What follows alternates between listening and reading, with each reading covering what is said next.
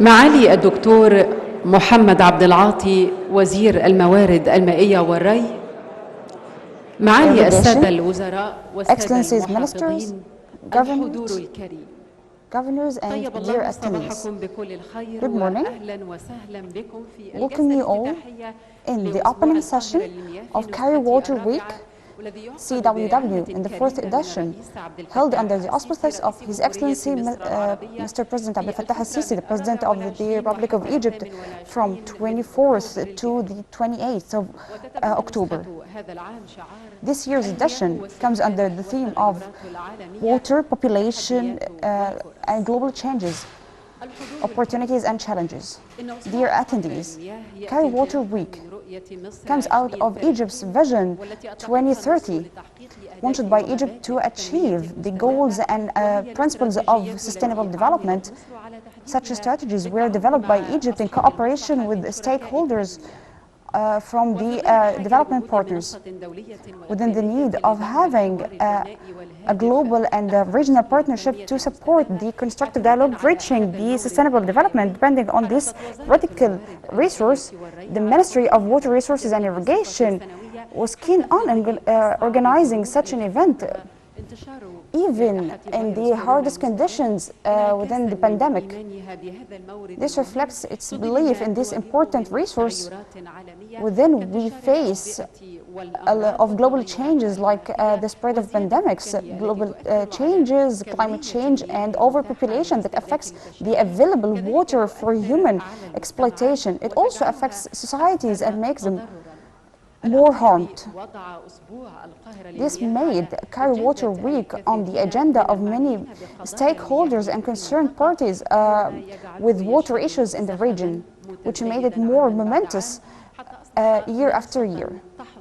It finally became a platform that has the interest of many people interested in water regionally and internationally.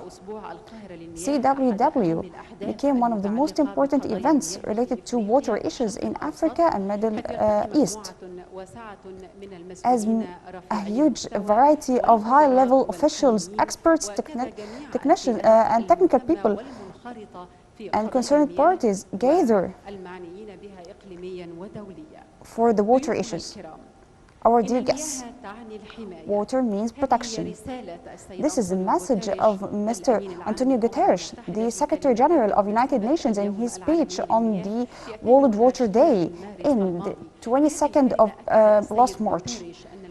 Mr. Guterres, in his speech, confirmed that water and sustainable development are very connected, and there is no aspect of sustainable development that does not depend on water in essence.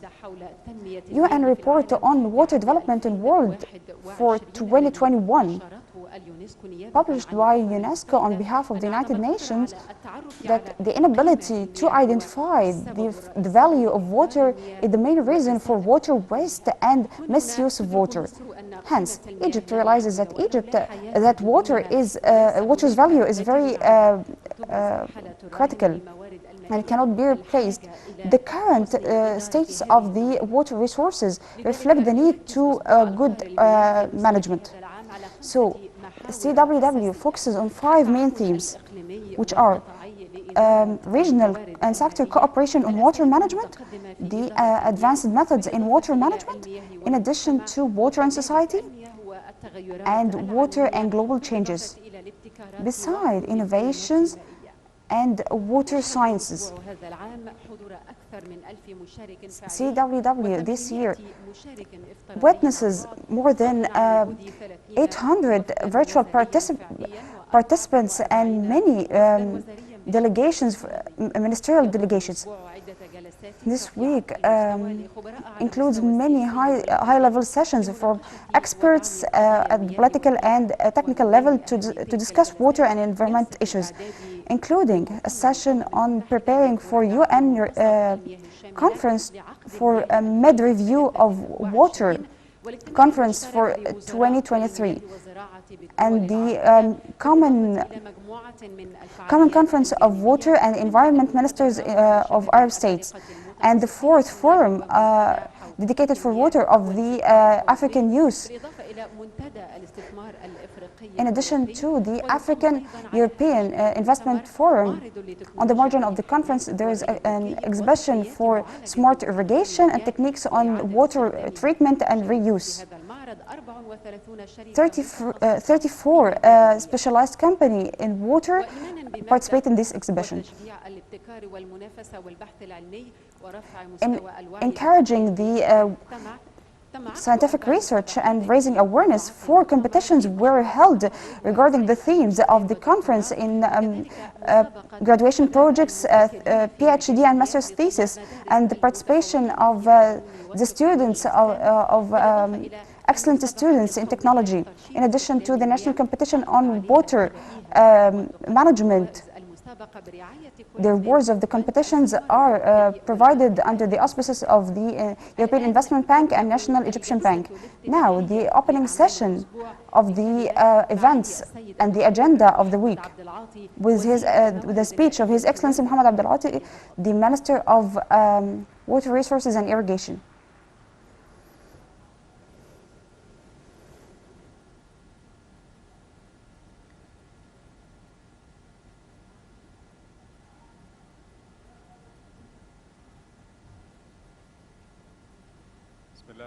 In the name of God, most gracious, most compassionate, Excellencies, Ministers, Ambassadors, dear colleagues,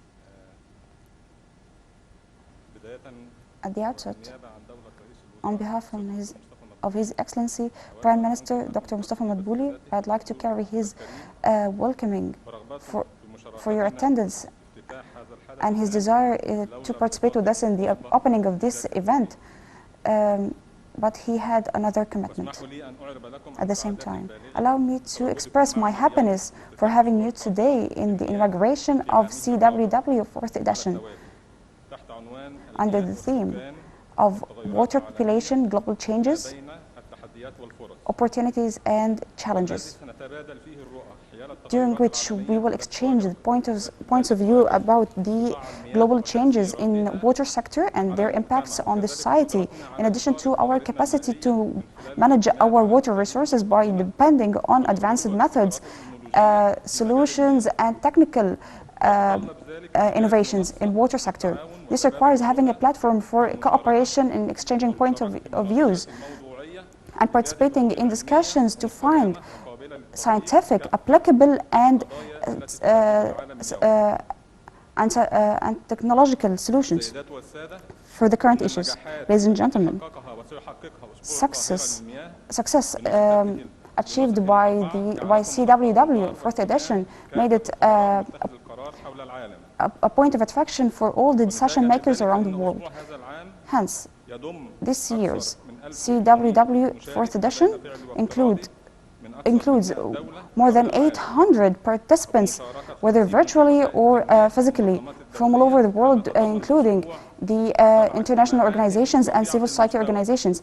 The week includes 8 side events and workshops, in addition to 5 competitions on scientific and application fields, within the framework of raising awareness of water issues at all levels.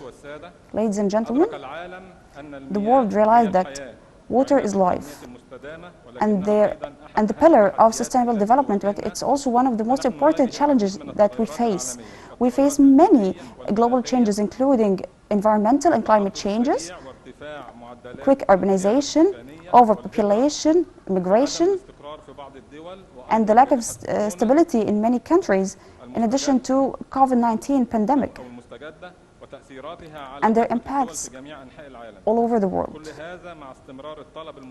With the continuous demand on water supplies that are already limited, climate changes are also a challenge in water management. We witnessed floods in many countries, in addition to wildfires in Mediterranean countries and the high increase of temperature around the world.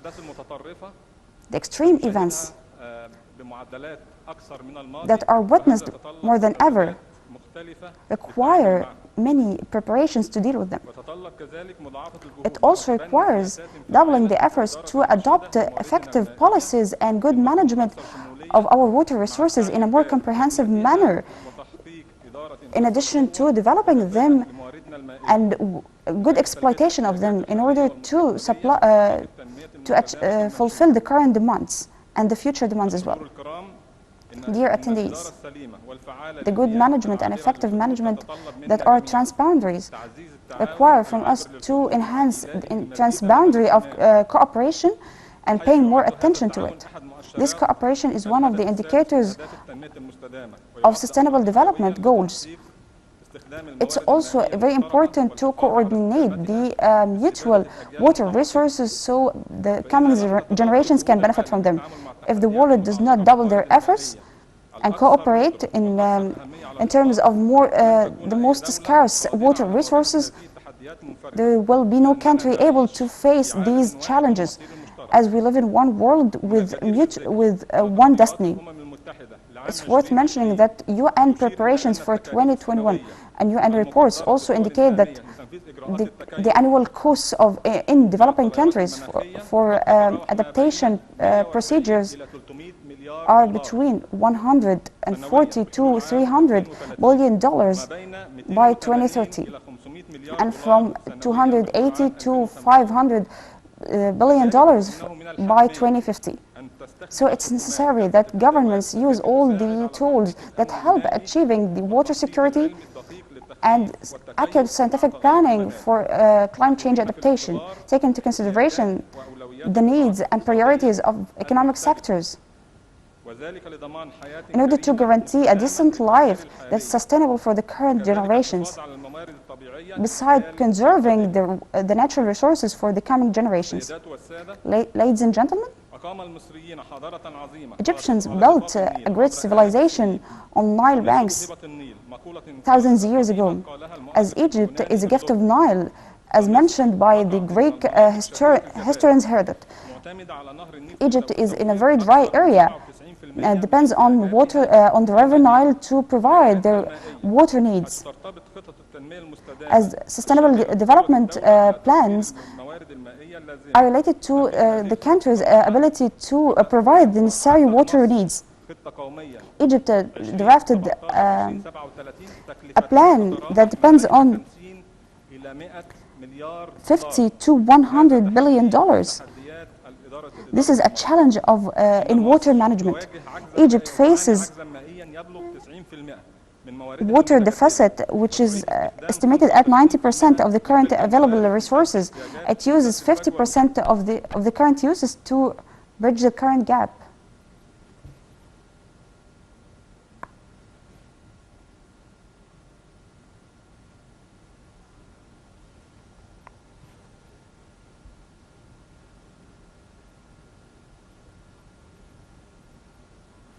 ملء وتجديد الأثيوبي ودون الوصول لاتفاق قانوني ملزم بشأن without reaching a binding legal agreement in relation to the filling and operation of the dam.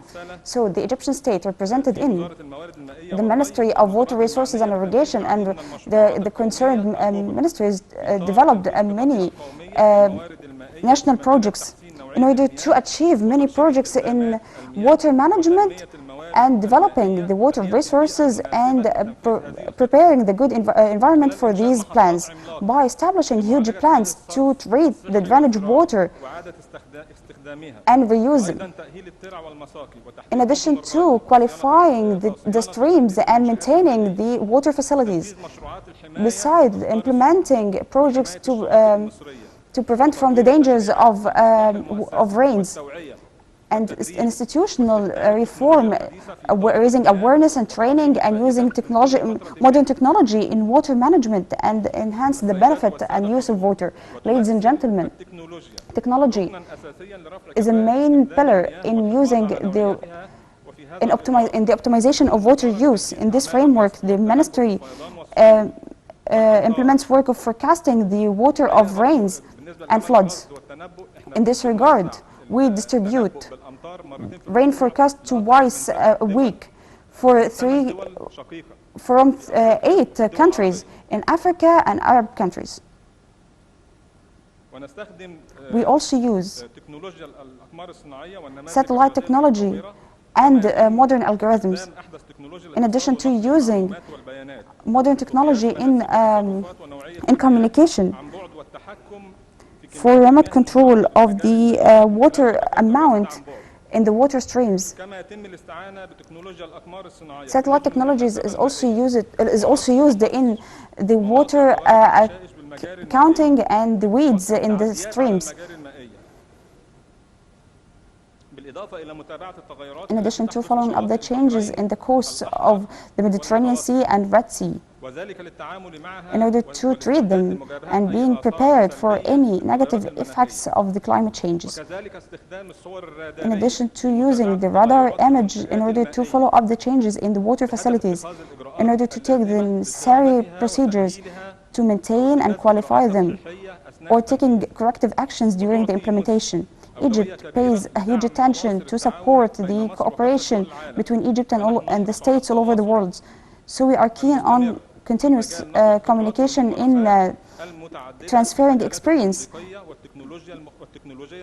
in the different technological fields by transferring Egypt's capabilities in and exchanging experience with the different countries around the world. We also hosted many citizens from Arab and African states to participate in training courses in water sector.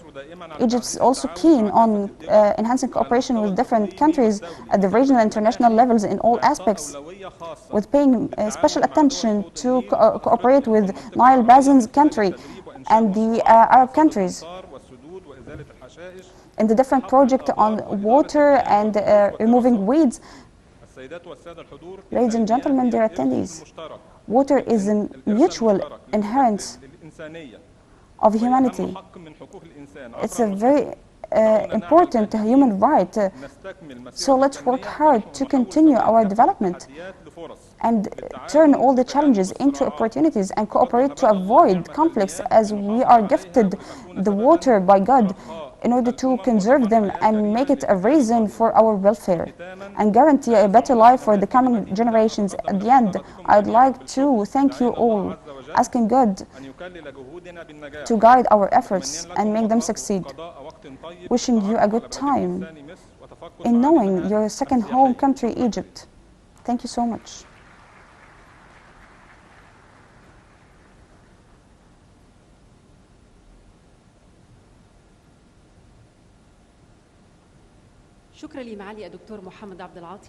Thanks, Dr. Mohammed Abdulati, the Minister of Water Resources and Irrigation. Now the speech of His Excellency Sereni Mebet Yam, the Minister of Water in Senegal and the President of Dakar Water Forum 2021.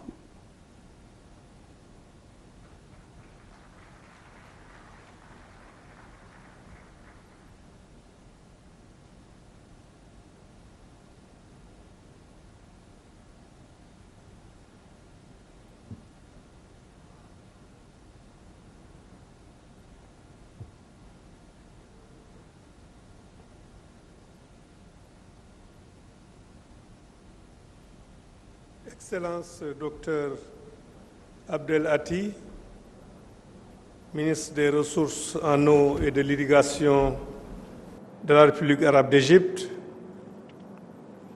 Excellences, Mesdames et Messieurs les ministres, distingués participants et représentants des institutions multilatérales gouvernementales, du secteur privé et de la communauté scientifique, Mesdames, Messieurs, chacun et chacune d'entre vous en ses rangs, titres et qualités, je suis très honoré et reconnaissant à ma qualité de ministre de l'eau et de l'assainissement du Sénégal pour l'invitation à l'édition 2021 de la Semaine de l'eau du Caire.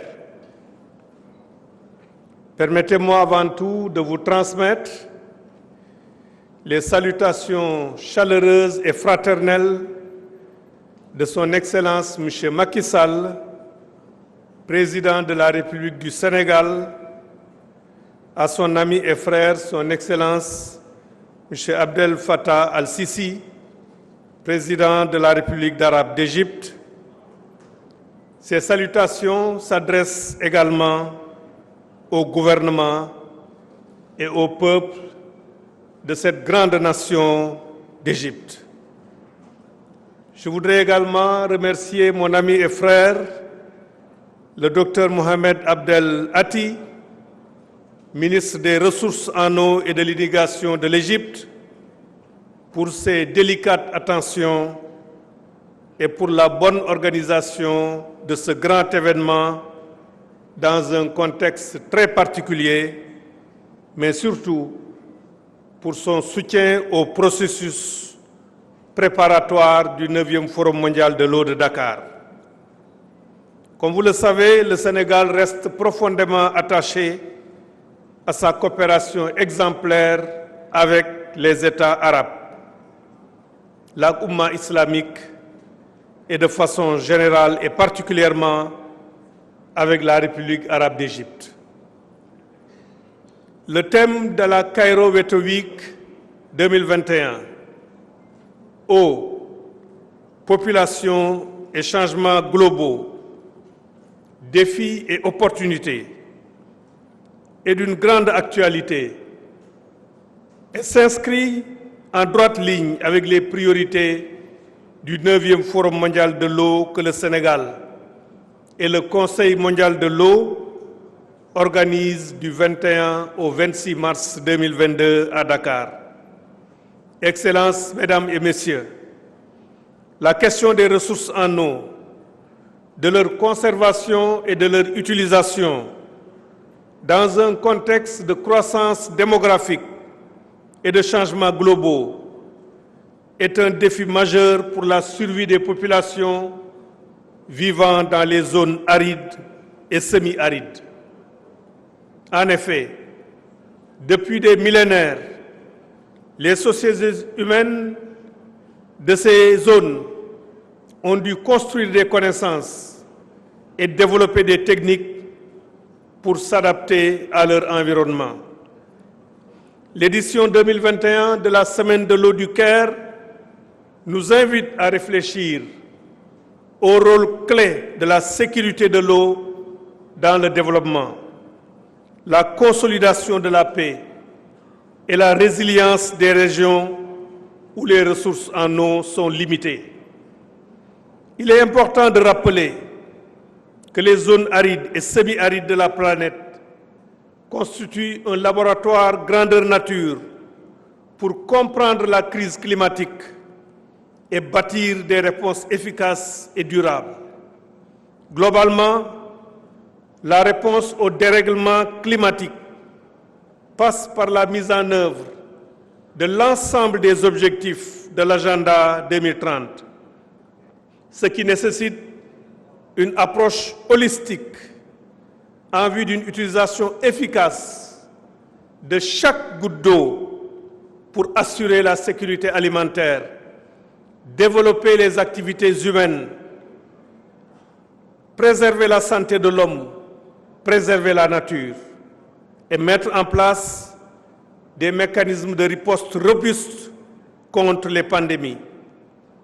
Le changement climatique est aujourd'hui au cœur des débats et la plupart des États du monde sont confrontés à des défis sécuritaires et stratégiques liés à la rareté des ressources en eau.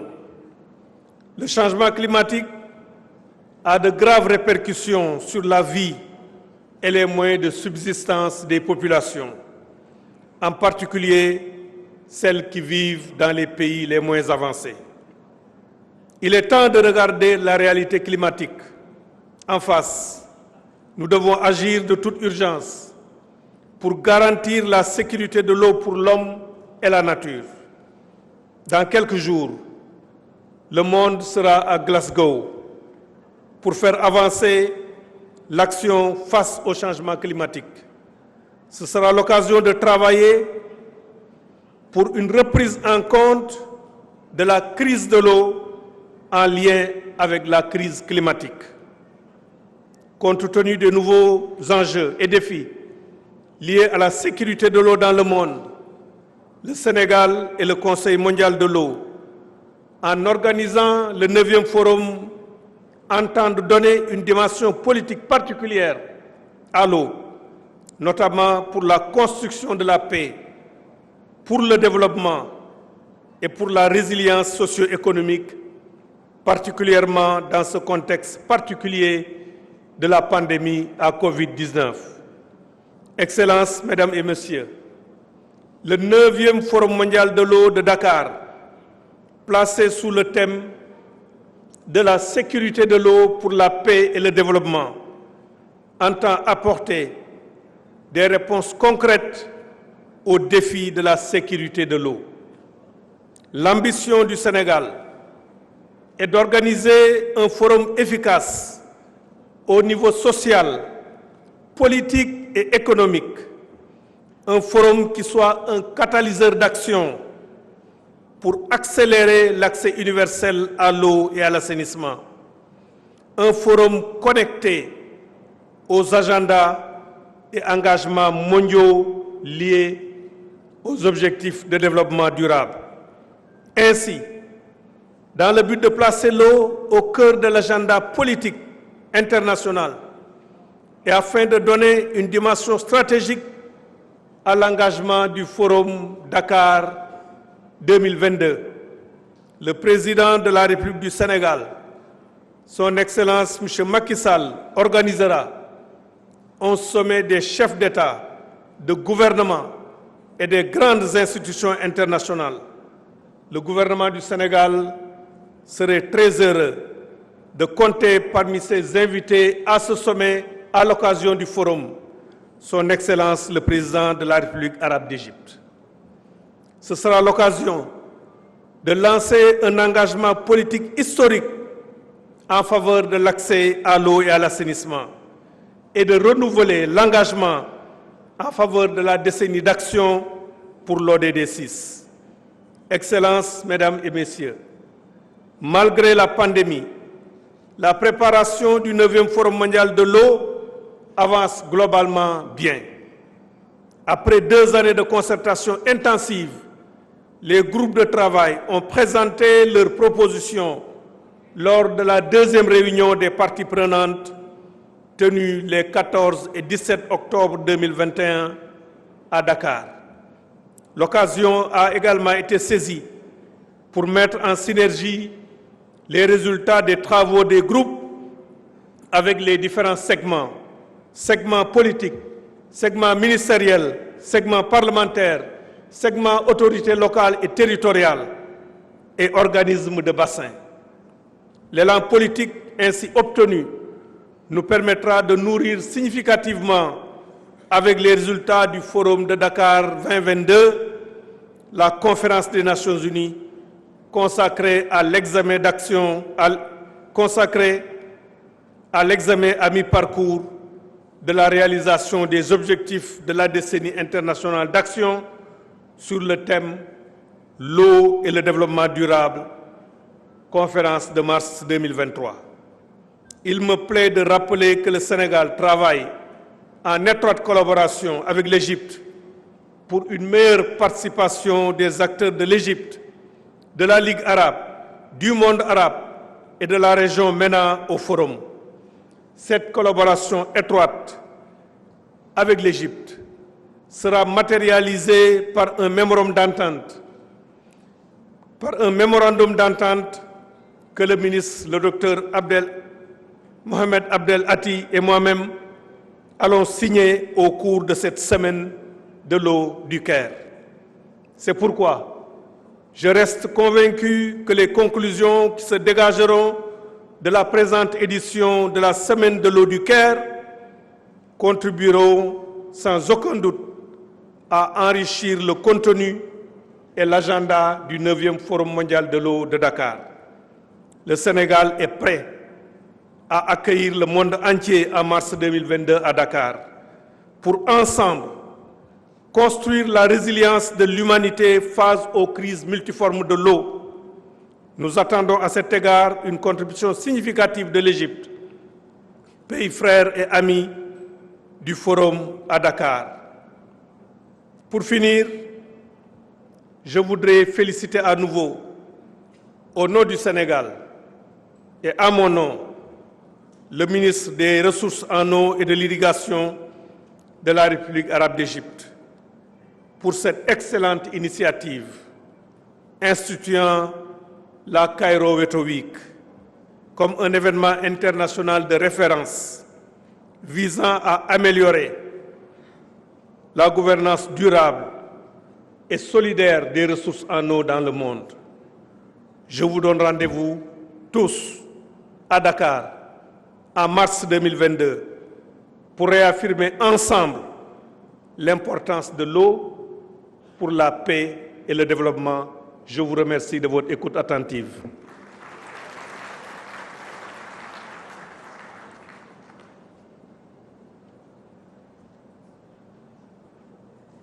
شكرا لمعالي سيغيني بايتيام وزير المياه Minister لدولة السنغال. الكلمة الآن Mr. Minister of Water Resources and Irrigation in Senegal. Now we'll give the floor to Mr. Abdel Hakim El-Waer, the Assistant Director General and Regional Representative of Near East Africa Organization. He's expert in the international development. He worked in economic empowerment and encouraging the regional cooperation and strategic planning.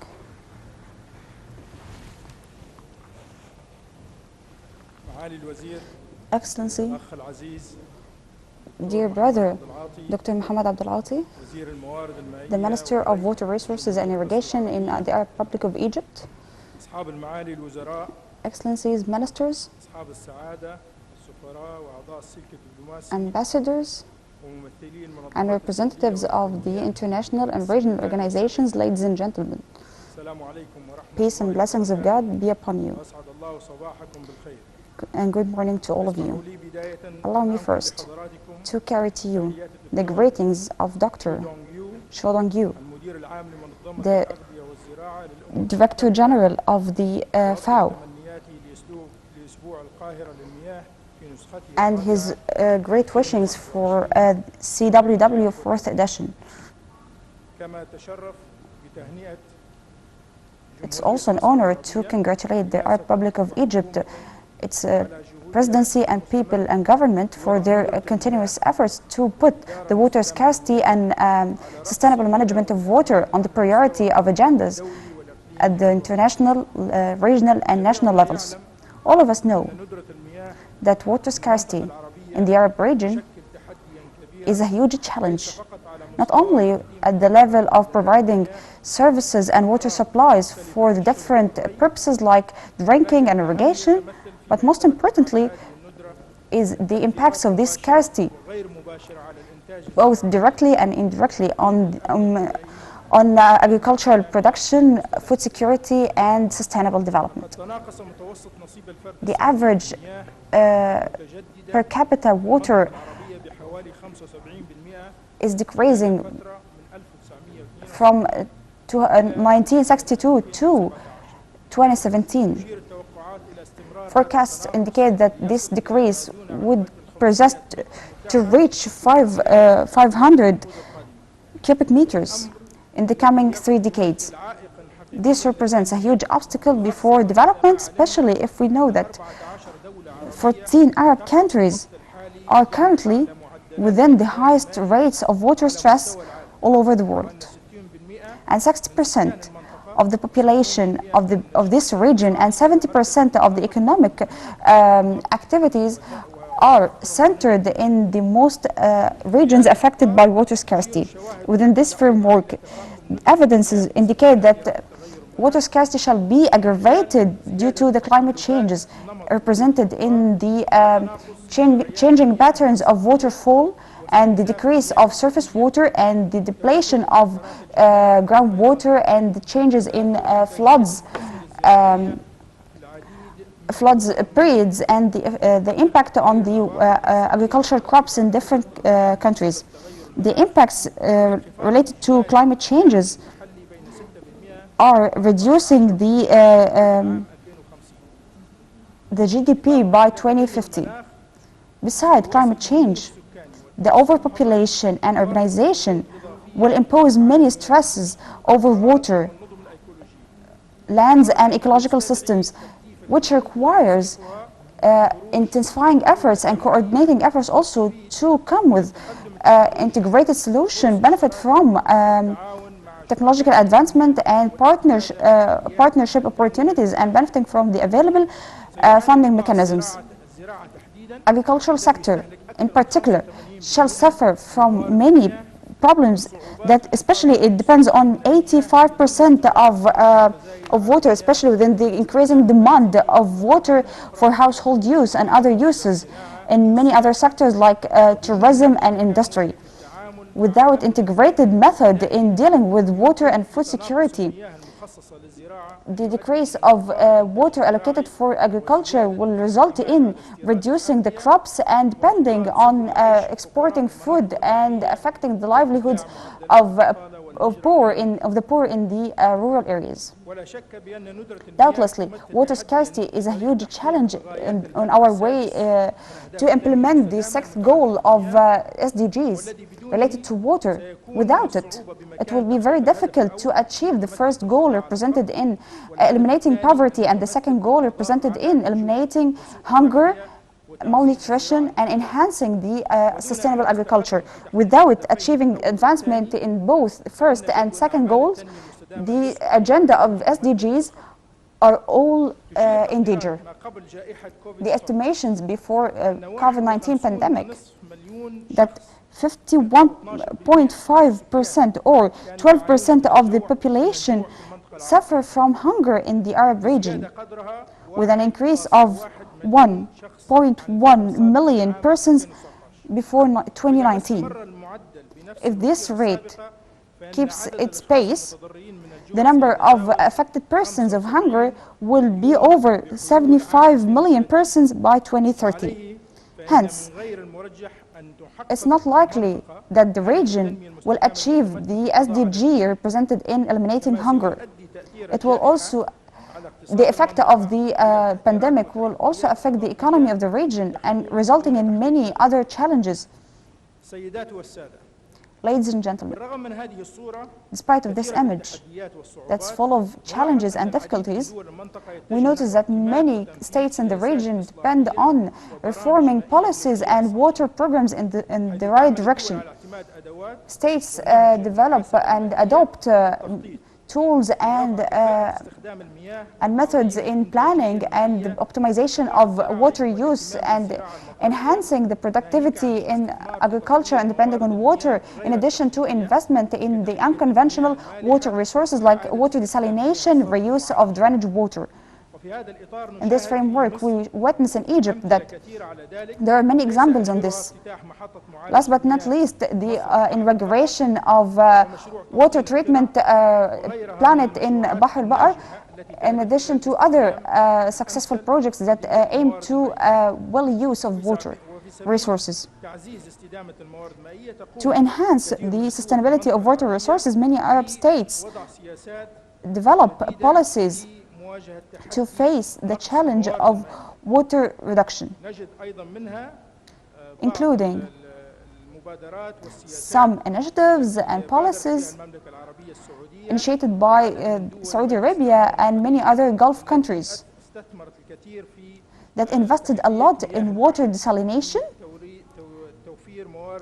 in order to provide extra resources for water needs, in addition to also other activities in many countries that we cannot mention due to the time.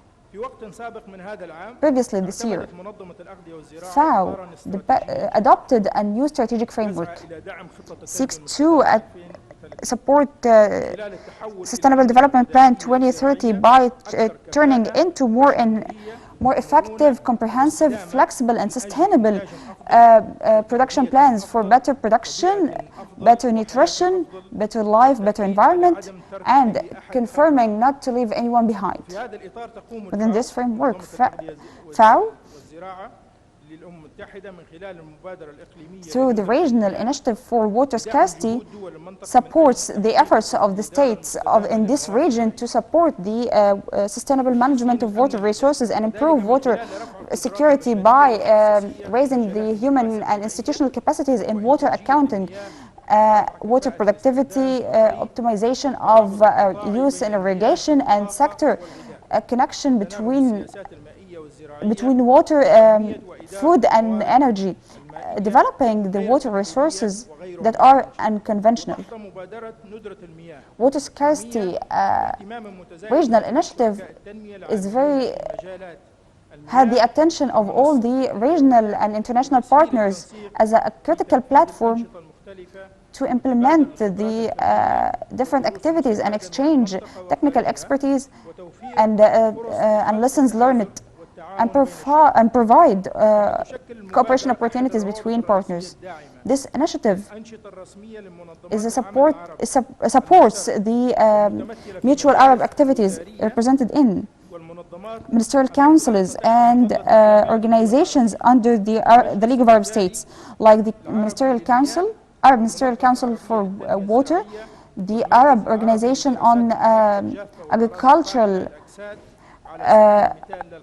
Development, and ACSAD. The partnership between the Arab Ministerial Water Council and ESCWA and FAO fruited in developing an institutional mechanism for water and agriculture that resulted in the first meeting between water and agriculture ministers, during which Cairo Declaration was adopted as a mutual vision for identifying how to deal with the water issues from a comprehensive perspective, including the interventions and direct and indirect impacts for relevant sectors. We are looking forward to hold the second meeting during this year.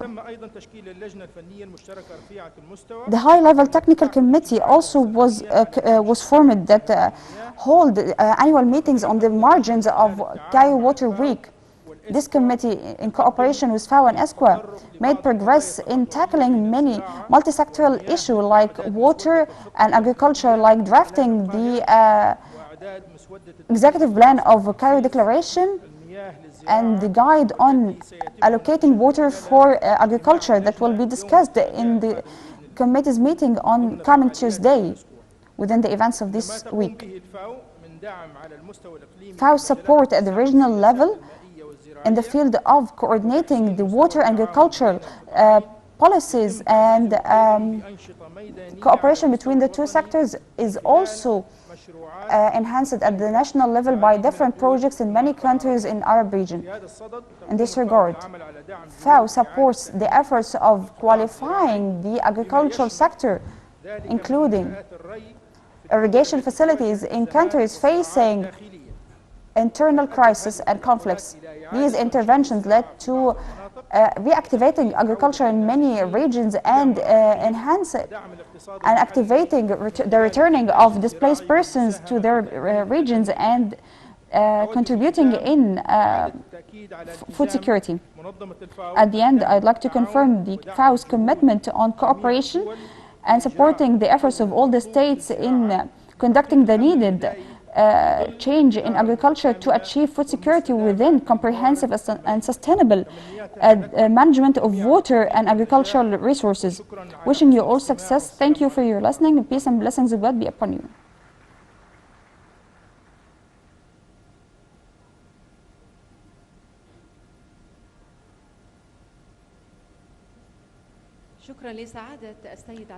Thank you, Mr. Abdel Hakim Al-Wari, FAO Assistant Director General and Regional Representative for Near East and North Africa. Now the floor is for Eva Bazaiba, the Environment Sustainable Development Minister in DRC.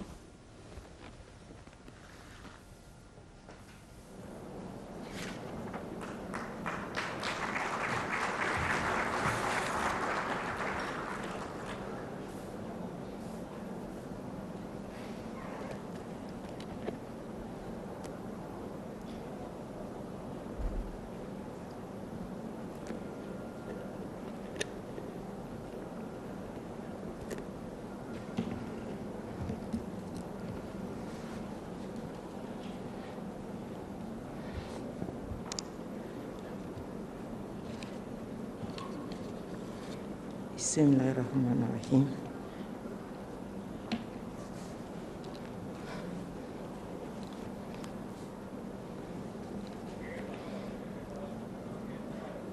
Excellences, Monsieur le ministre de la République arabe d'Égypte en charge des ressources en eau et irrigation, Dr Mohamed Abdelati, chers frères, distingués invités à vos titres et qualités respectifs, nous tenons de prime abord à exprimer notre grande considération à son Excellence Dr Mohamed Abdelati, qui a bien voulu nous associer à cette activité liée à l'eau et qui tient à l'avenir de l'humanité tout entière.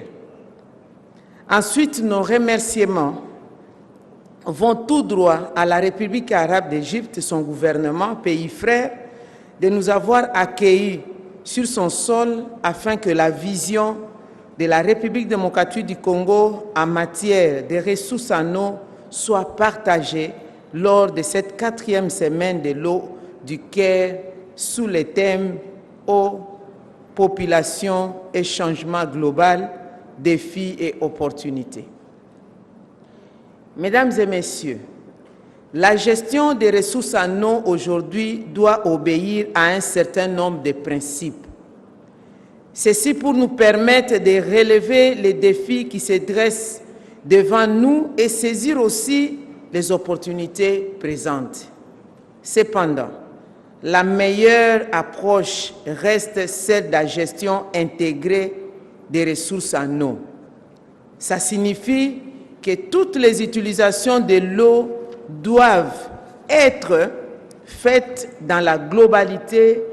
Les décisions pour la gestion et la répartition des quotas par l'utilisation doivent tenir compte des effets de chaque usage sur les autres et sont définies dans une approche participative. L'agir repose sur 4 principes définis lors de la conférence internationale sur l'eau et l'environnement à Dublin en janvier 1992. Ces principes sont renforcés par la conférence des Nations Unies sur l'environnement et le développement à Rio de Janeiro en juin 1992. Il s'agit de l'eau douce est une ressource limitée et vulnérable, essentielle au maintien de la vie, au développement et à l'environnement. Le développement et la gestion de l'eau doivent être basés sur une approche participative impliquant les usagers, les planificateurs et les décideurs à tous les niveaux. Les femmes jouent un rôle central dans l'alimentation, la gestion et la préservation de l'eau. Et enfin, l'eau a une valeur économique dans tous ses usages compétitifs et devrait être reconnue comme un bien économique. Cela se résume à l'eau, c'est la vie. Nous devons donc la gérer et la conserver de manière consensuelle en tenant compte des besoins des uns et des autres. Ayant pris connaissance de ces 4 principes de l'agir, la gestion intégrée des ressources en eau, conscient de la notion de bassin versant qui est l'unité naturelle homogène dans la gestion des ressources en eau et sachant que l'agir s'oppose à l'approche sectorielle en vigueur dans certains pays, la République démocratique du Congo, mon pays, n'a pas hésité un seul instant à créer avec ses voisins les regroupements suivants. D'abord, la Commission internationale du bassin du Congo, Ubangi-Sanga, SICOS en sigle, depuis 1999, l'initiative du bassin du Nil en 1999, l'autorité du lac Tanganyika en 2008 et l'autorité du bassin du lac Kivu et de la rivière Ruzizi en 2011. Cette approche de la gestion intégrée des ressources en eau est par ailleurs conforme à notre loi numéro 15/026 du 31 décembre 2015 relative à l'eau, en son article 57, légiférant sur les accords bilatéraux, multilatéraux et autres arrangements afin de définir les relations mutuelles en matière de l'utilisation, des mises en valeur et de protection des ressources en eau et des écosystèmes aquatiques en matière équitable, de manière équitable. La République démocratique du Congo regorge plus de 52% d'eau douce du continent africain, offre 98%, je voudrais dire, de l'étendue de son territoire national au deuxième plus grand bassin hydrographique du monde, après celui de l'Amazonie. La RDC contribue à la hauteur de 65% du volume d'eau totale du bassin du Congo, qui offre des opportunités exceptionnelles pour le développement socio-économique du continent. Du fait que les ressources en eau sont à la base de toutes les activités qui tiennent à l'existence même de l'être humain. Ces multiples usages vont de l'hydroélectricité, l'agriculture, la navigation, l'industrie dans son ensemble, la pêche, l'approvisionnement en eau potable, le tourisme, le maintien de la biodiversité et l'atténuation des effets du changement climatique. Les forêts du bassin du Congo, essentiellement celles de la RDC, ont les vertus de réguler les écosystèmes hydriques dans les bassins du Nil qui tire sa source dans le Lualaba en République démocratique du Congo. Les défis à relever dans ces secteurs reposent essentiellement sur trois principaux axes, à savoir, premièrement, le transfert des technologies des pays avancés vers les pays regorgeant d'énormes potentialités comme la RDC dans le secteur des ressources en eau et des forêts. Deuxièmement, au regard du concept de la transversalité des ressources en eau, ce transfert de technologies contribue aux échanges qui devront aboutir à la sauvegarde de notre maison commune qui est la planète Terre. Le financement du secteur des ressources en eau est aussi important. Le système de financement du secteur des ressources en eau devra adopter une nouvelle approche. Il s'agit d'envisager la possibilité de financer aussi les pays en tant qu'unité de base dans un bassin versant. Le financement du secteur des ressources en eau permet d'obtenir des résultats dans plusieurs domaines d'utilisation de l'eau, comme les services publics de l'eau, la navigation, l'agriculture, la pêche, le tourisme, l'industrie et autres, je l'ai dit tantôt. Ceci permettra d'intégrer les ruisseaux, les zones humides et les mares dans le suivi qualitatif et quantitatif des ressources en eau, car ils contribuent dans l'augmentation du volume d'eau total de l'organisme du bassin. Permettez-moi de dire un mot sur les conflits liés à l'eau.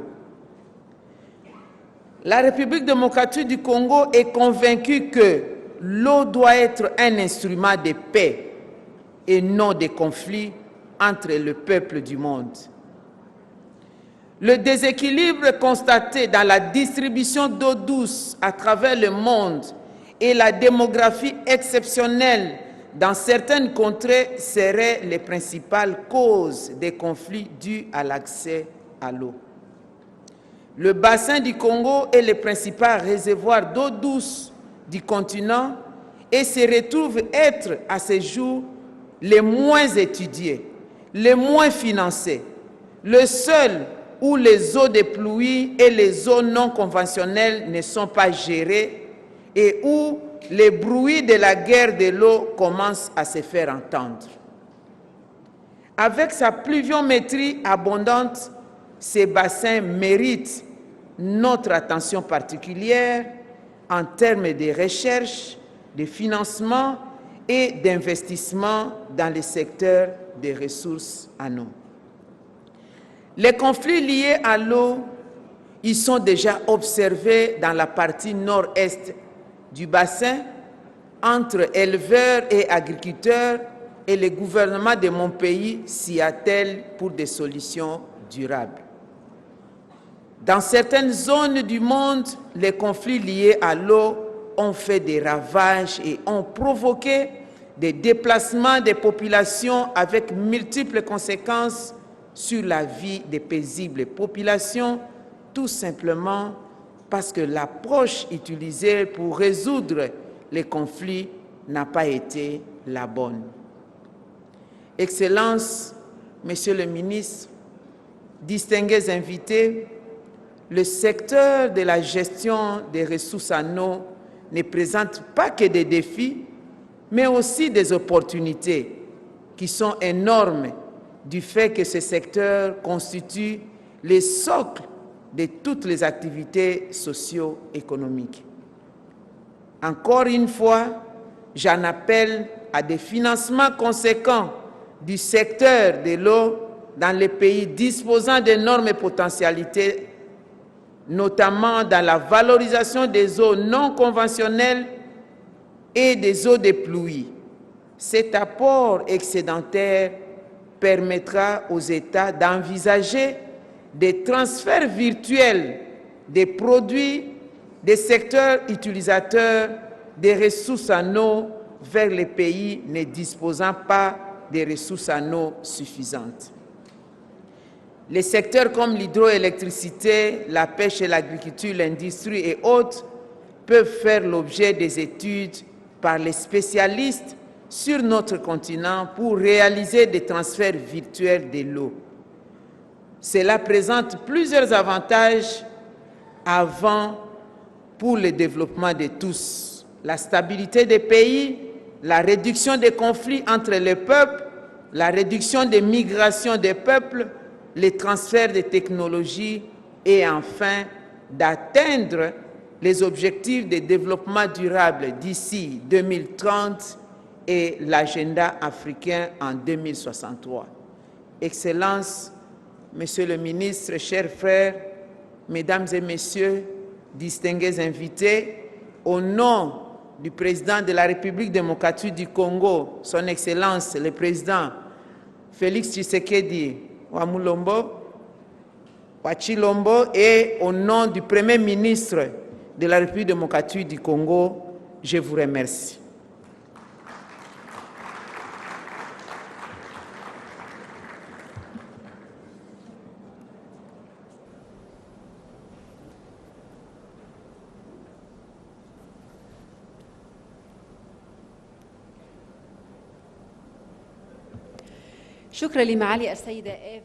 Thank you, Your Excellency F. Bazaiba, the Vice Prime Minister and the Minister of Environment and Sustainable Development in DRC. Our dear guests, CWW 4th edition is honored by the participation of the Republic of Hungary that's working actively in the issues of environment and climate changes as it adopts an international initiative that aims at accelerating the achievement of the SDG on water sector and putting sustainable solutions while adopting good solutions in dealing with water management issues. Now you will watch the recorded speech of His Excellency Janis Adersh, the President of Hungary, who is one of the most important supporters to the water and the environment. Ladies and gentlemen, Benjamin Franklin said many, many years ago, when the wells dry, we know the worth of water. Unfortunately, we are increasingly seeing Benjamin Franklin's words proven right in different parts of the world.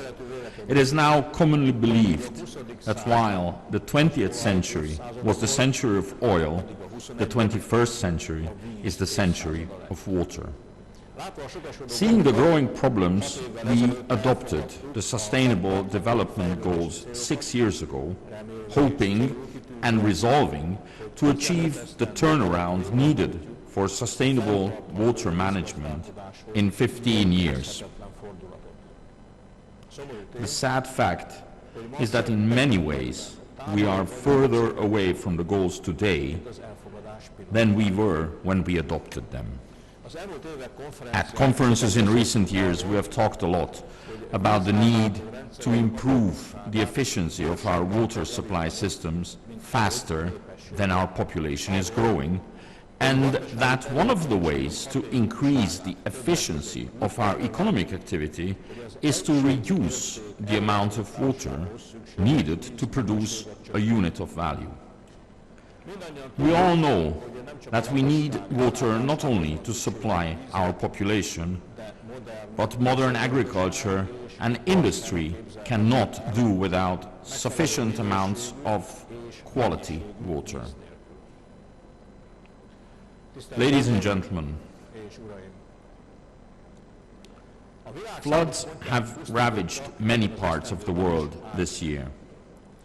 Because of climate change, we must be prepared for more and more record-breaking floods, which will cause huge economic damage. Do we have the knowledge, experience and technology to protect ourselves against floods? Yes, we do. There are reports from other parts of the world of droughts on a scale not seen for decades, centuries. Do we have a drought monitoring system? Do we have methods to improve soil water balance? Do we have advanced irrigation systems that allow us to grow different crops using 1/5 to 1/6 the amount of water as elsewhere? Do we have the knowledge to breed drought-tolerant crops? The answer to all these questions is yes. Even today, in many countries around the world, 80% of the wastewater is discharged untreated into our lakes and rivers. This causes huge environmental damage and makes it difficult to meet the water needs of our population, agriculture and industry. Do we have the technology to treat industrial wastewater? Do we have technology that can treat domestic wastewater more efficiently, more quickly, and generate the energy to do it? Do we have a technology that can turn wastewater into drinking water? Do we have a technology that can treat industrial wastewater in such a way that 90% of it can be recycled and reused for industrial purposes?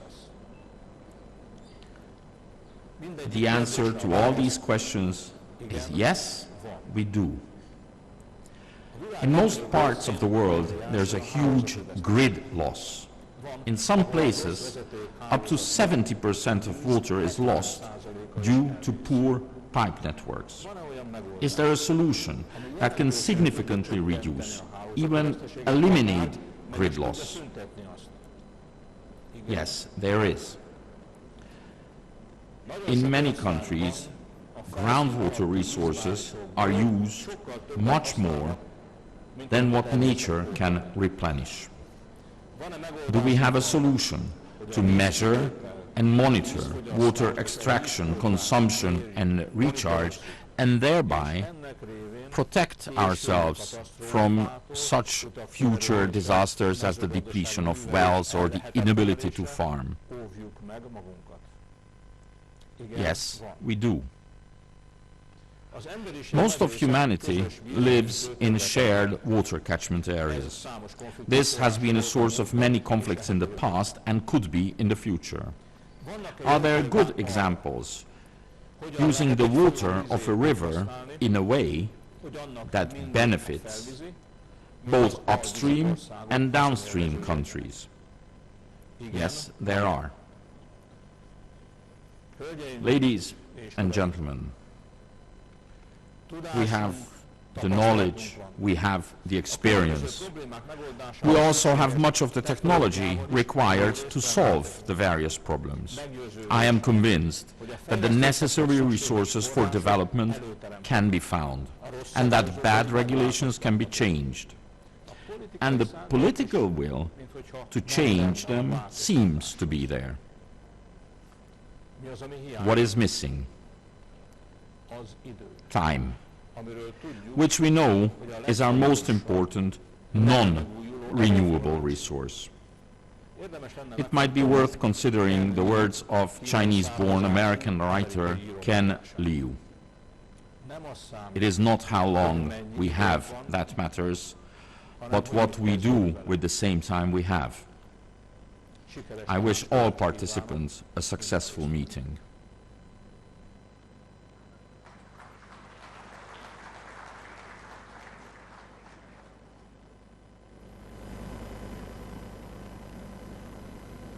شكرا على هذه الكلمة لفخامة السيد رئيس أدريانوش رئيس جمهورية المجر. إذن تستحوذ قضية التغيرات المناخية وقضايا المياه and water issues and their impact on food security is a main priority for the Egyptian state. Egypt made lots of efforts during the past few years as it paid special attention to study its impacts on the region and the different countries around the world. Egypt also is looking forward by hosting the coming session of the Parties Conference 2022 on behalf of Africa to make it a changing point in the international climate action for the benefit of Africa and the whole world. Now we are following up the speech of His Excellency President Abdel Fattah al-Sisi, the President of the Arab Republic of Egypt. In the name of God, most gracious, most compassionate, ladies and gentlemen, the dear guests of Egypt, it's a pleasure to welcome you in the 4th edition of Cairo Water Week 2021 on the Nile banks.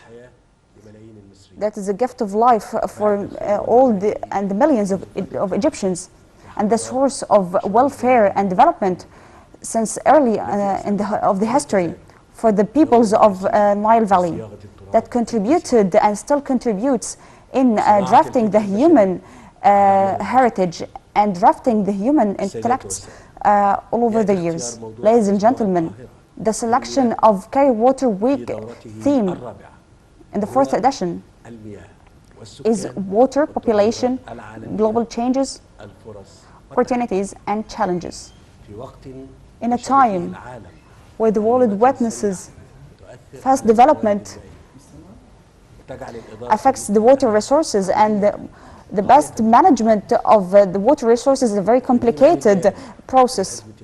It's well known that water crisis is one of the most stressing international crises due to the increasing world population, with the stability, with the shrinking of freshwater resources, in addition to the environmental deterioration and the irresponsible human behaviors, like establishing not well-studied projects and not paying attention to preserve and conserve the international water resources. All these factors aggravate the crisis and affect the country's abilities to fulfill their people needs of water, which turns the water management issue into a challenge that touches the security and safety of peoples.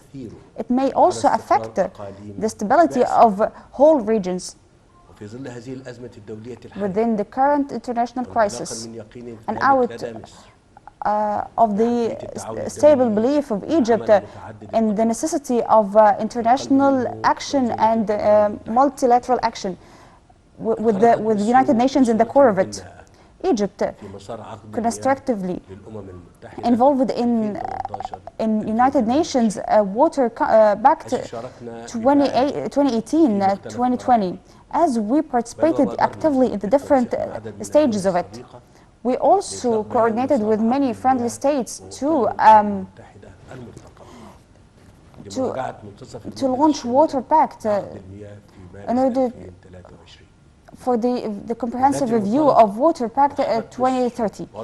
Out of this, Egypt welcomed to put Cairo Water Week 4th edition and the coming edition as well in October 2022 on the United Nations Water Course in order to open a huge dialogue between the different stakeholders, including governments and civil society organizations, experts, women, and academia, in order to push forward the international efforts aiming to face the water challenges, especially on water scarcity, and securing human access to it, and enhance the transboundary cooperation to build comprehensive frameworks that establish the international cooperation on the basis of mutual interests.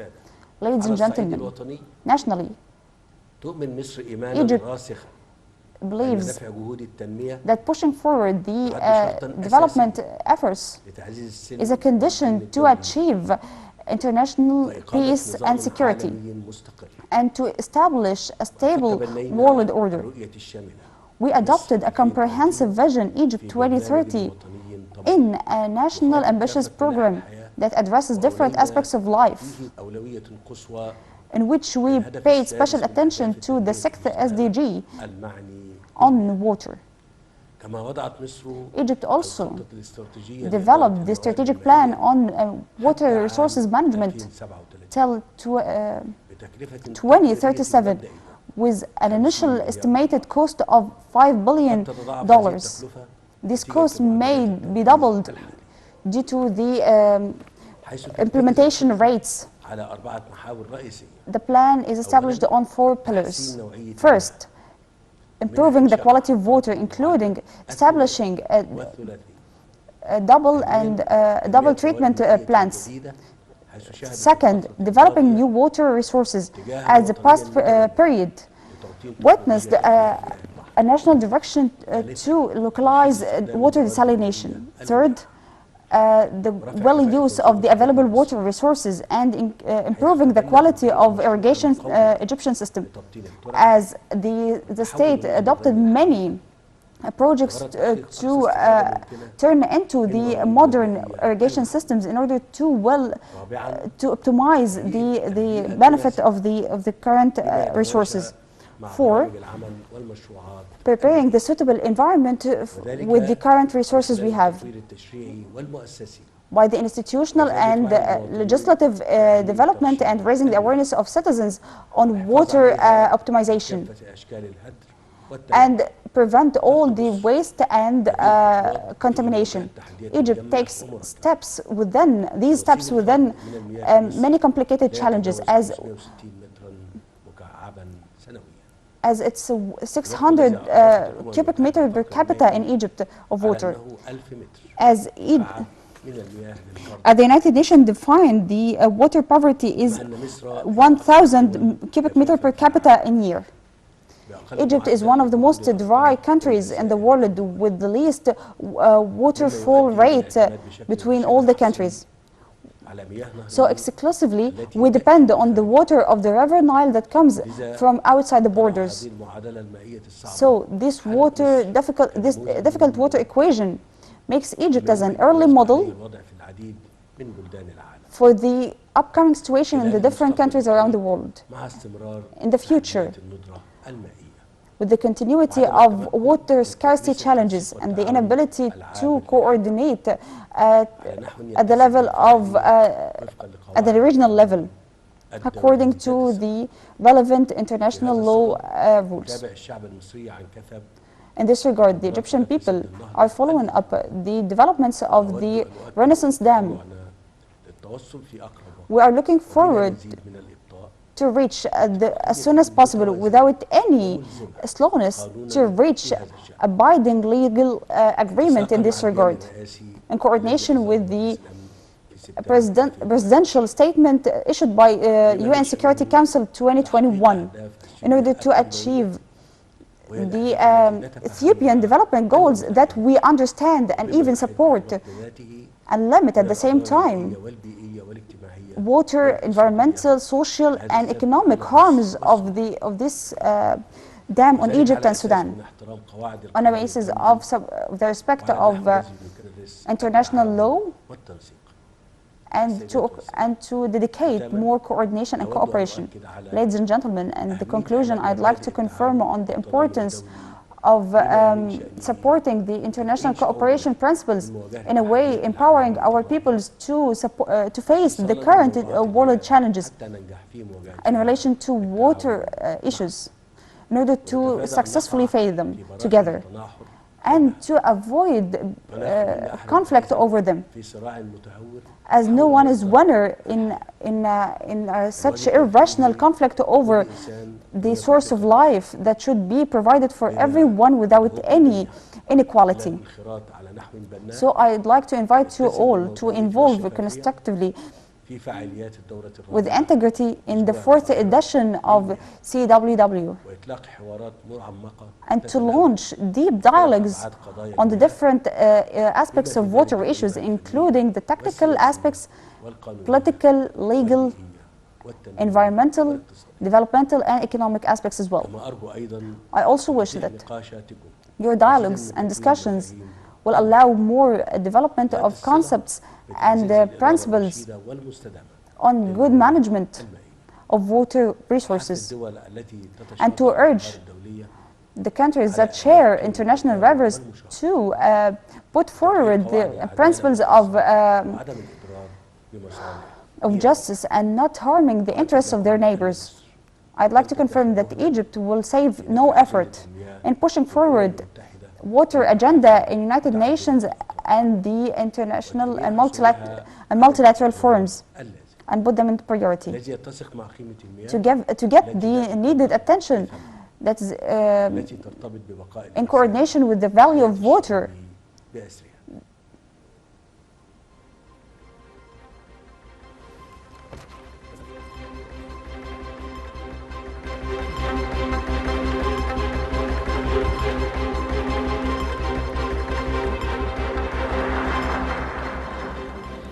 ضيوفنا الأعزاء مرة أخرى أهلا بكم في القاهرة. Once again, welcome in Cairo.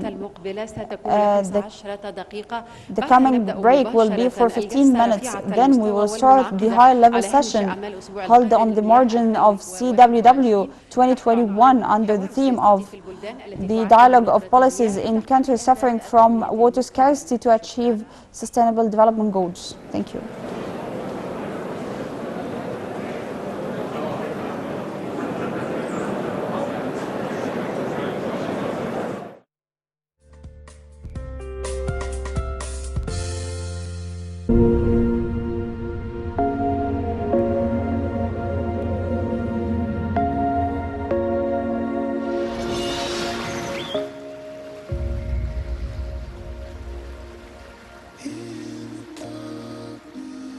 Ce fleuve majestueux qui coule sur son sol, lui donnant vie et fertilité depuis des millions d'années.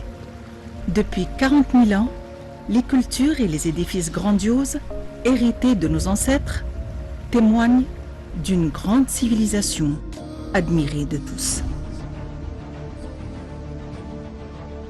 Mais à présent, plus de 25% des agriculteurs, soit 40 millions d'Égyptiens, encourent le risque de la sécheresse et de la soif. Ils sont menacés d'une pénurie en eau causée par le barrage que construit l'Éthiopie. Un barrage dont la réserve dépasse de 5 fois leurs besoins en eau. L'Éthiopie compte stocker 74 milliards de mètres cubes d'eau, infligeant ainsi une perte de 20 milliards de mètres cubes au quota égyptien. L'Égypte a le droit de vivre. Soutenez l'Égypte. Soutenez le Nil en Égypte.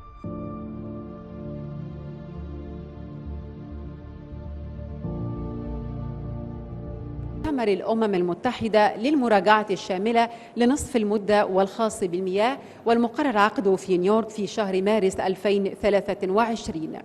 حيث وضعت منظمة الأمم المتحدة للمياه أسبوع القاهرة للمياه في دورته الحالية وأيضا في دورته المقبلة في أكتوبر 2022 على مسار عقد الأمم المتحدة للمياه. وتسعى مصر من خلال هذا المسار إلى دفع الجهود الإقليمية والدولية الرامية لتسريع وتيرة تحقيق الأهداف الأممية المتعلقة بالمياه. ومن هذا المنطلق تم إفراد يوم كامل لفتح A whole day was dedicated for a comprehensive dialogue between all the stakeholders from governments and civil society organizations, academia, experts on all the different aspects of water decade from 2018 to 2020 and all the requirements and mechanisms of cooperation in this regard. Today's discussions are to identify all the work action or the action courses as many messages for the enhancement and implementation of SDGs will be identified, especially on water, as an important contribution of the mid-review of United Nations for 2023 to be held in New York in March 2023. This session is managed and facilitated by Dr. Hani Swilem, the Professor of Water Resources Management and UNESCO member on climate changes. And I'd like to start this session by a speech of Ms. Maria Celine, the head of regional development in Africa and Middle East, that worked for over 20 years in developmental actions and managing the multicultural teams in Africa and Asia.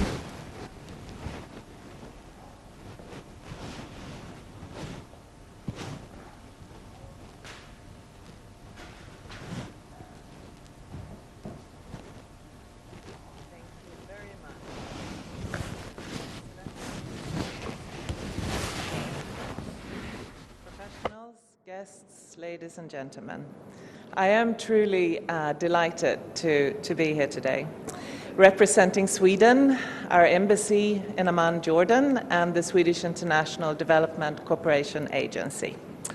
And I have been asked to talk about how we can accelerate the work on the SDGs, and in particular, of course, SDG 6, and how we as a country, Sweden, and the Development Agency view this. But let me just first start by reiterating why we're here.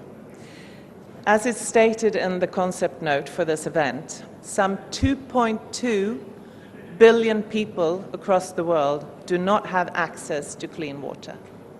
Some 4.2 billion people do not have safely managed sanitation. These are mind-boggling figures and really goes to show why we need to talk about these issues. And if nothing else, the pandemic has truly shown us that hygiene, access to clean water is just vital for all of us. We know that the poorest of the poor, the most vulnerable amongst us, are always the hardest hit when there is crisis, whether it's short or prolonged. So, of course, we must accelerate the work on the SDGs. And this is an excellent opportunity to talk about the how.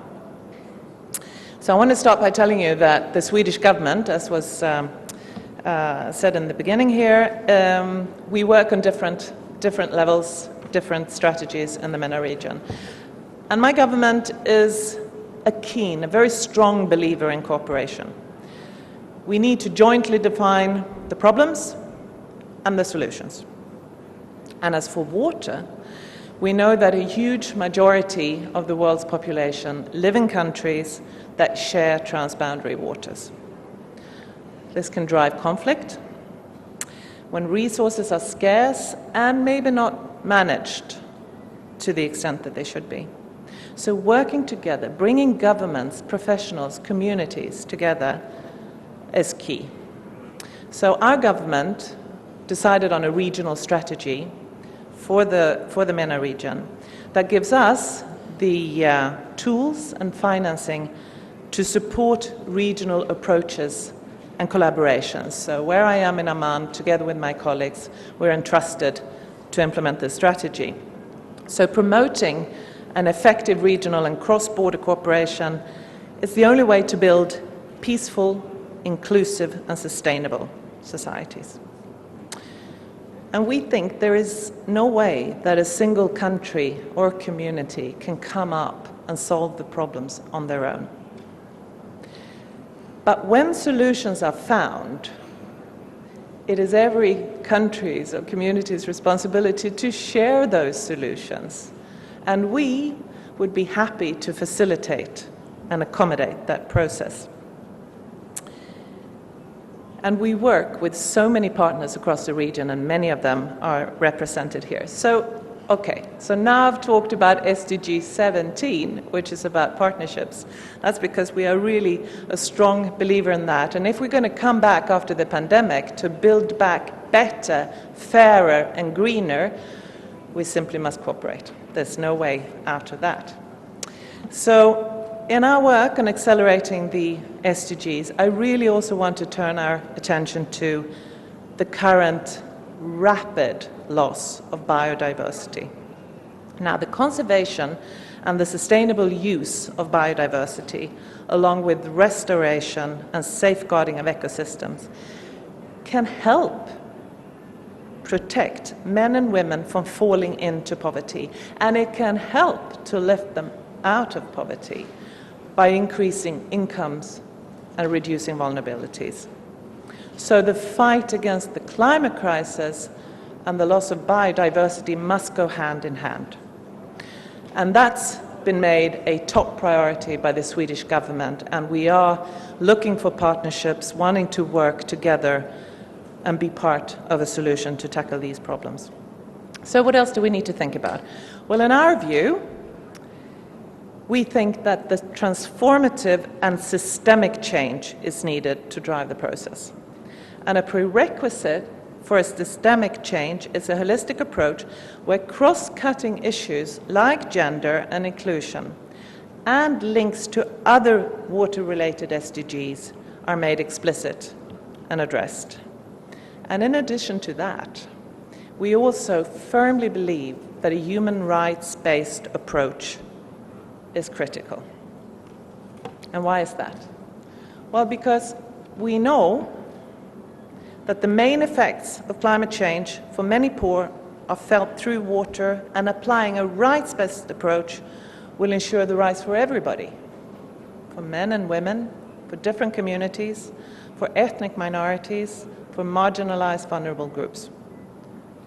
And I touched upon it initially because we also know that when water insecurity repeatedly affects populations, it can increase the risk of conflict. It can fuel the perception that institutions and governments aren't doing enough, and that can fuel grievances. So if we look at accelerating the work on the SDGs, we must not only take into account the people that are most affected, but we must involve them, inviting for active participation by all groups. It is effective. Quite honestly, it's respectful.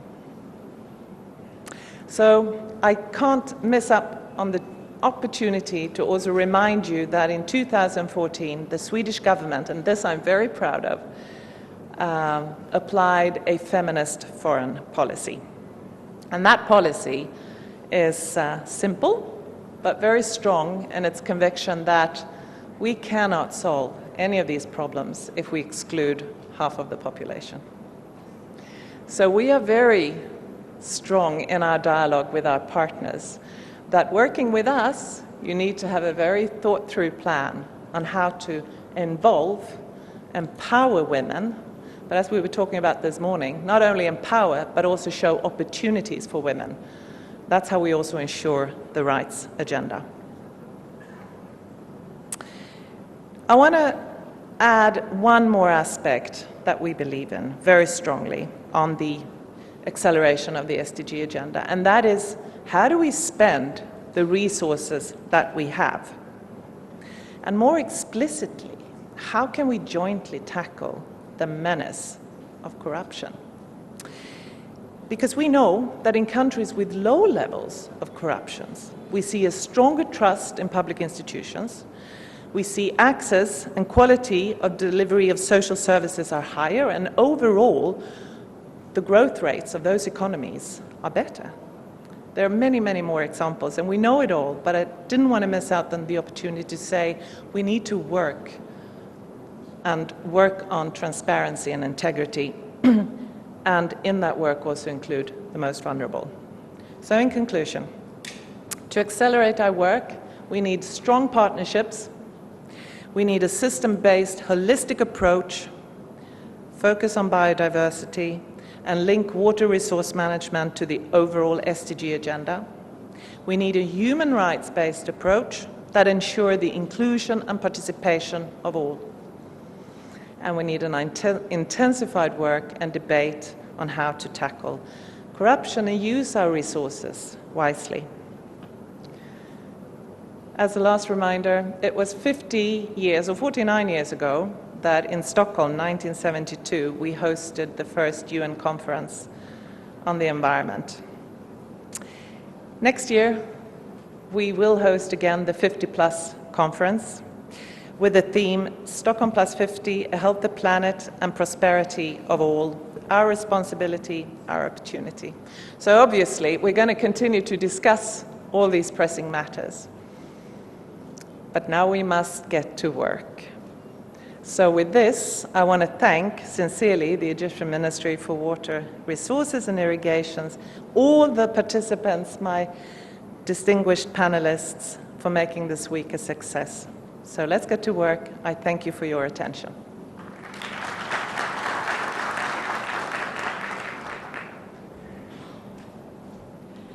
شكرا للسيدة ماريا سلين رئيس Thank you, برنامج Ms. التنمية Maria الإقليمية Salim, the head of regional development in North Africa and Middle East in the Swedish Embassy in Oman.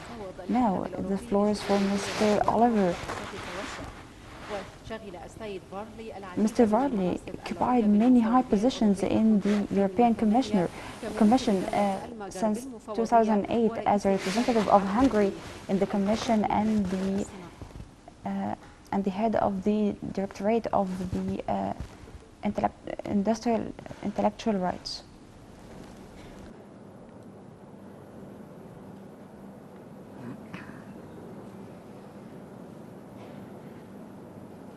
Dear Minister, dear guests, ladies and gentlemen, I'm honored to address you today at the Cairo Water Week, one of the biggest water-related gatherings not only in Egypt, but in the Mediterranean and also in Africa. It is my pleasure that from its very conception and now for the 4th year in a row, the European Union is a strategic partner to the Egyptian authorities in organizing this prestigious event. Our contribution to the Cairo Water Week, stems from our firm commitment to Egypt's sustainable development, and in particular, its water sector. This year's theme, which is water, population, and global changes, challenges and opportunities, could not be more timely. Faced with the urgency of climate change, many regions in the world are confronted with more frequent, severe, and long-lasting extreme weather events, water cycle, and temperature changes. This often leads to severe water scarcity, which can have the destabilizing effects on countries and regions and result in increasing inequalities and instability. Water is a prerequisite for human life and dignity. It is a basic human right. Access to clean drinking water and the sanitation are essential for the realization of all human rights. It is fundamental for the resilience of societies, economies, and of course, the environment. This is especially true in Egypt, where rapid population growth alone will place increasing strains on water availability. Water is a sector in which the European Union has been the most active for well over a decade. We have provided support to help improve the quality of life for Egyptian people by expanding water and wastewater coverage and enhancing the quality of water resources. We have been working jointly with the Egyptian institutions throughout the water cycle. Our partnership covers the strategic, practical, and financial perspectives. At strategic level, we have been assisting with the planning of water management through support to the preparation of the National Water Resources Strategy for Egypt, 2017 to 2050, as well as the National Rural Sanitation Program. In practical terms, we have carried out several projects helping the Egyptian population on the ground. Just to name you a few, the rehabilitation of the Kitchener drain in the Delta region, a novel project that helps the depollution of the drain, or the multiple phases of the National Drainage Program and wastewater treatment programs in Kafr el-Sheikh, Alexandria and Lake Quarun. And this has helped over 3 million people in Garbia, Sharkia, Damietta and Baheria gain access to water and sanitation. And now, a new phase of the program is increasing the coverage to governorates of Kena, Sohag, Assuit, and Minya. Since 2007, the European Union provided to Egypt in response to water challenges more than 550 million euros in grants, leveraging funds of nearly 3 billion euros in this sector alone. Our existing programs, funded together with the European financing institutions, extended to over 16 Egyptian governorates and provides nearly 20,000 permanent jobs and 600,000 short-term job opportunities, mainly in rural areas. They will help to improve the quality of life for nearly 18.5 million people in Egypt by 2024, almost 20% of the population of the country. But there is more to come.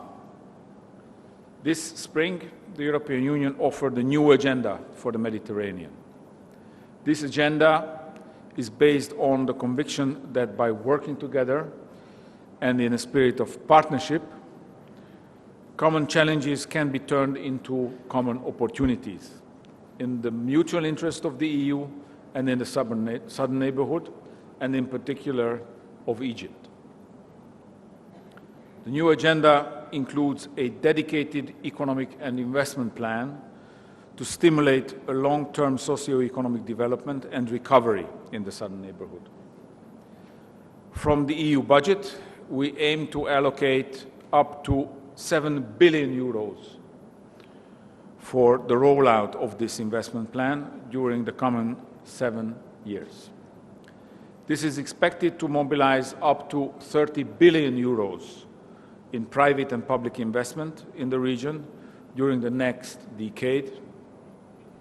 For Egypt, the EU contribution could represent up to 1 billion euros between now and 2027, mobilizing nearly 9 billion euros of additional investments in the country.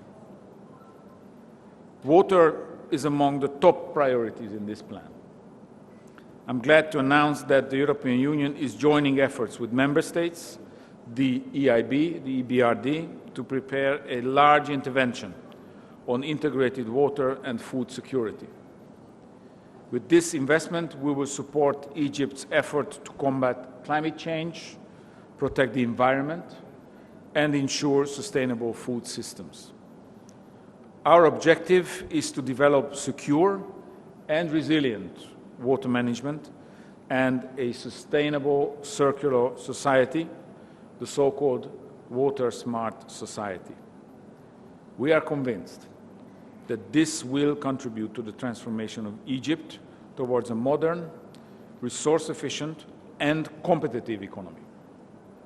It will also spur significant economic benefits, and it will help Egypt's flagship initiative on rural development under the umbrella of the Hayat Karima that is designed to transform the lives and livelihoods of communities in the most unprivileged villages of Upper Egypt. We're looking forward to working with our Egyptian partners to support this initiative. In the same way, we remain committed to engage with you on the green and digital transformation.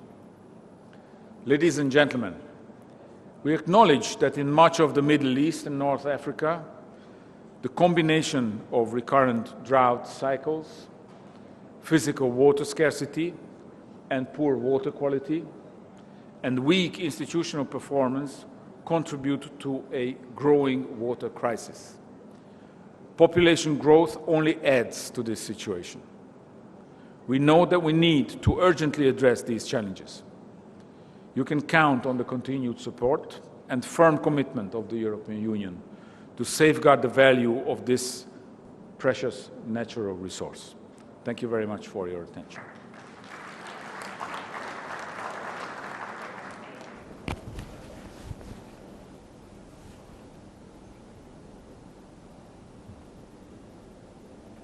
شكرا للسيد أوليفر فارلي مفوض Thank you, Mr. Oliver Varley, the Commissioner of the European Union for the neighboring countries. Now the floor is for رئيس المجلس العالمي للمياه ورئيس السابق لشركة إمدادات المياه the head of the International Water السيد Council. فوشون كان رئيسا لمجلس المياه العالمي من 2005 إلى 2012 of the International Water Council from 2005 to 2008. Then he was re-elected again. He's a member in many non-governmental organizations, and the team of high-level experts on the water and crisis. Your Excellency, Dr. Mohamed Abdelhaji, my dear friend, Mrs. and Mr. Ministers, ambassadors, dear friends of water, it's always a great honor for the World Water Council and its president to participate in the Cairo Water Week. Relations between Egypt and our council are long-standing and very friendly.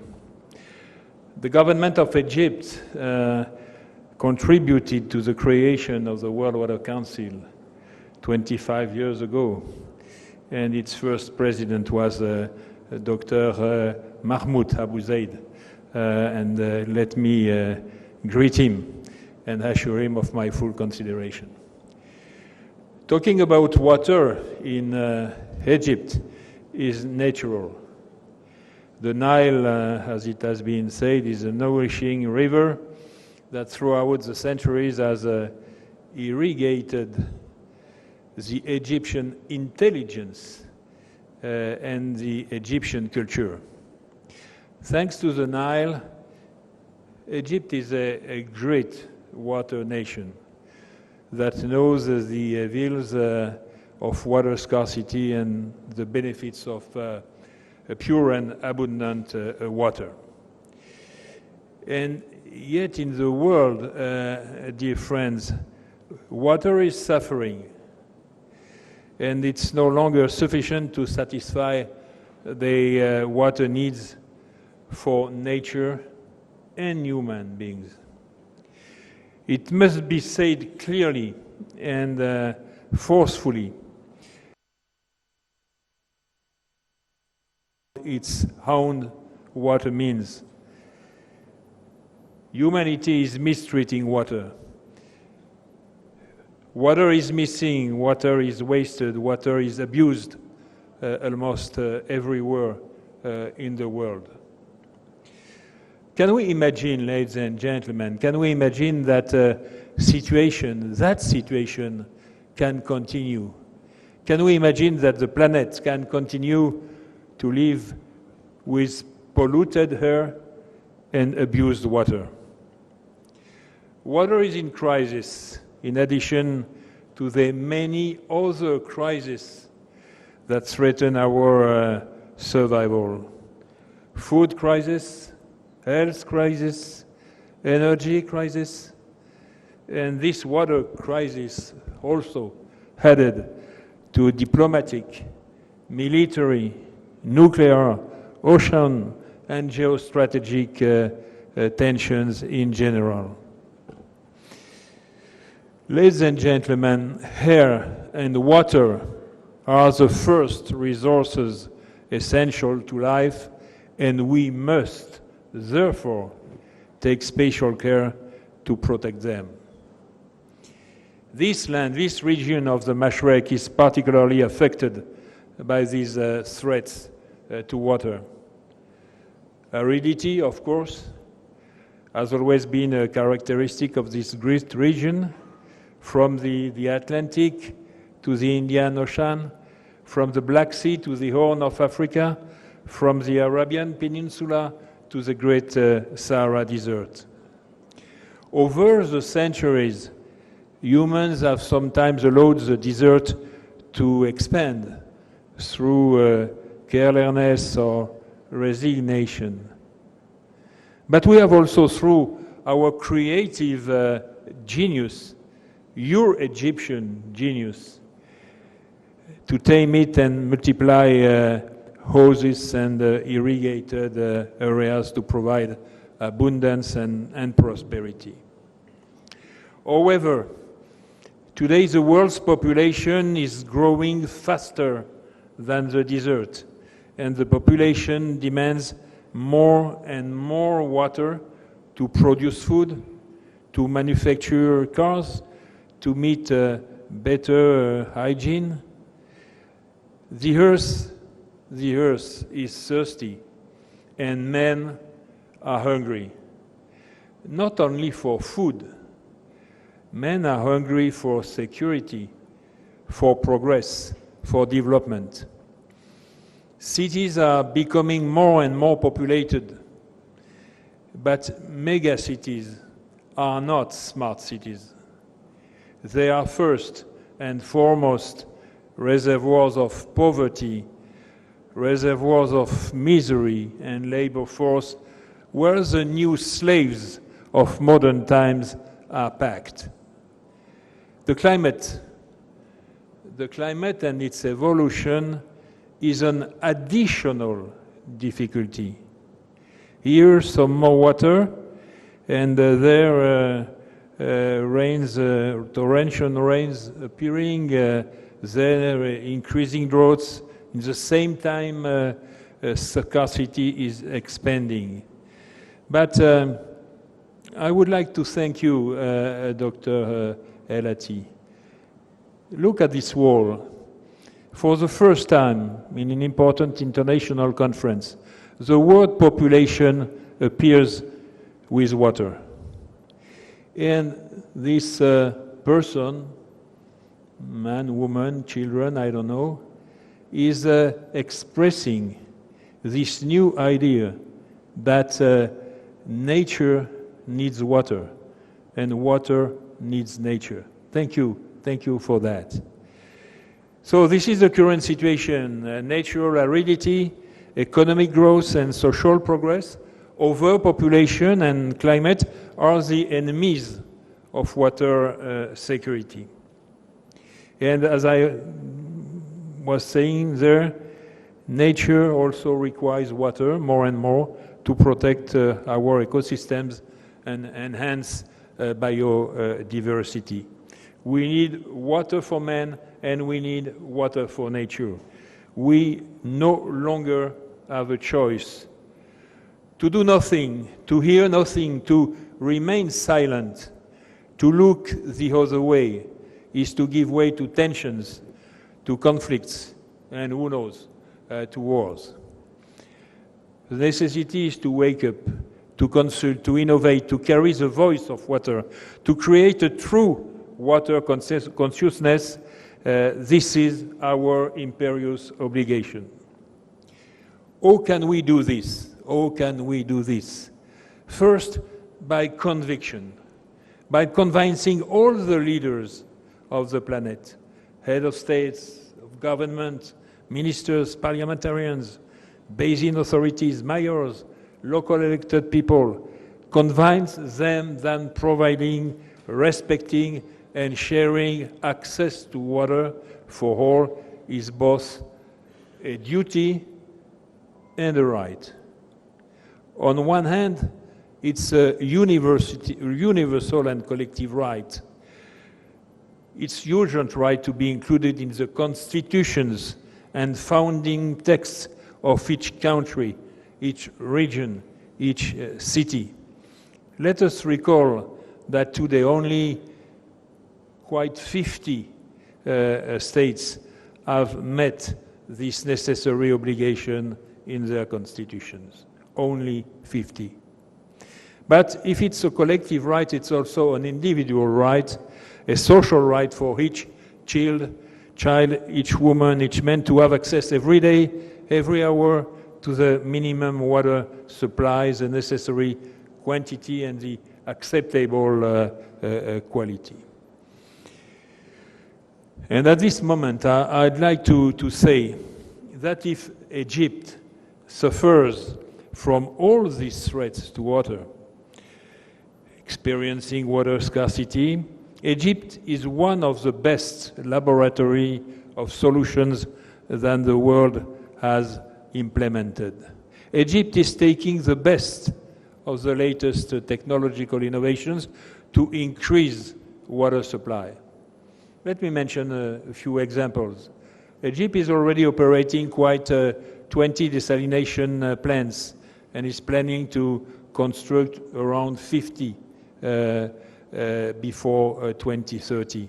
Egypt is implementing reuse of wastewater with modern wastewater treatment plants, which gradually allow to re-inject water for nature, water for agriculture, and even tomorrow, water for domestic use.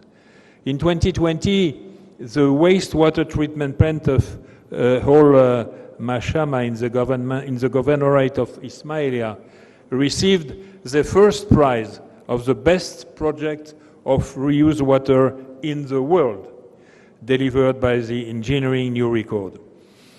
In the same time, the Red Sea Governorate has been experimenting since 2016 treated wastewater to irrigate parks and public gardens, like other cities in the Maghreb, including Algeria, Tunisia, or Rabat in Morocco. These actions, ladies and gentlemen, are examples of the ability to use advanced technological and digital development to cope with the decline in resources from the Nile. Egypt is also a forerunner in terms of regulation and control of the demand for fresh water and its consumption. The government of Egypt is showing vision and courage, political courage in this area. Farmers are now enticed to respect new regulations. From now on, restrictions of certain crops such as rice, sugar, bananas, and others are underway. Wide supervision is progressively set. Drip irrigation is becoming the rule. On this path, Egypt is indeed a laboratory, an example for so many countries experiencing water scarcity. Egypt is a water champion, and it has to be said now to the world, to the entire world. And with Dr. Helati, we will, during the next months, take a few initiatives to let us know to the water community in the world what are the capacities and the innovation which are now developed in Egypt. One more word about transboundary basins, which are today at the center of a new hydro-strategic order. Successful example of basin governance exists, such as the Senegal River, the Rhine River, the Parana River in South America, established through treaties and dedicated organizations where dialogue and sharing are the rule. There are more other complex examples. I don't forget Congo, Mrs. Minister. There are more other complex examples where tensions continues due to strong political sensitivities and permanent media pressure. This is the case of the Nile River, where the construction of the Renaissance Dam in Ethiopia has triggered major tensions with downstream states such as Sudan and Egypt. Dialogue, dialogue, dialogue. These tensions, these conflicts clearly show the need for real hydro diplomacy that our council has developed since its creation 25 years ago. These tensions show also that achieving water security requires a political will first. Let us be very clear, ladies and gentlemen, water is politics. Definitely. The priority to be given to politics is first and foremost a decision for the states, of the states, all over the world. It's also a universal awareness that requires the adoption of laws and regulations and budgets that will translate this priority, this political priority, into concrete actions and immediate response. And Egypt has a major role to play in this context. We, the World Water Council, we invite Egypt in the coming months to bring its experience, its know-how, its own answers to the world of water, which will meet on the occasion of the 9th World Water Forum.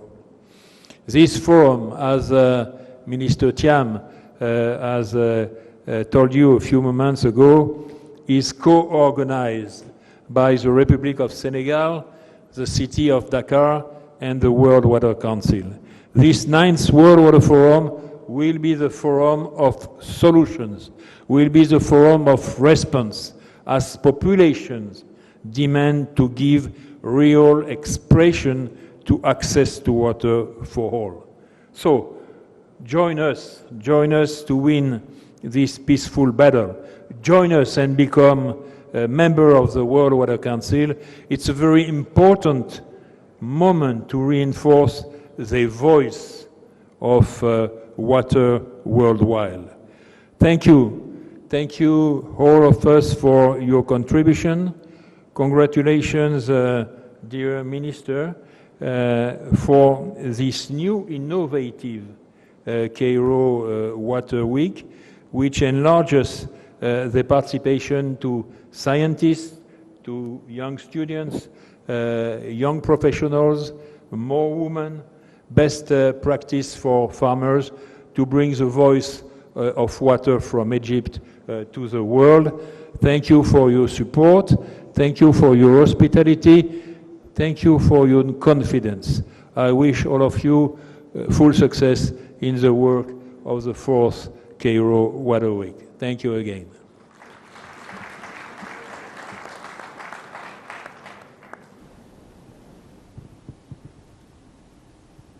Thank you, Mr. Louis Fachon, the head of World Water Council. Now, virtually, Her Excellency, Highness Princess Sumaya bint Al-Hassan will join us, who is the head, the Council of Trustees of.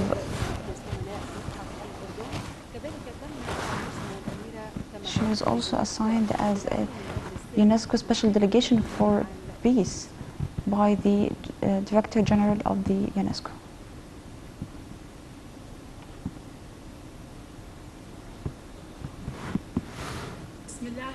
In the name of God, most gracious, most compassionate.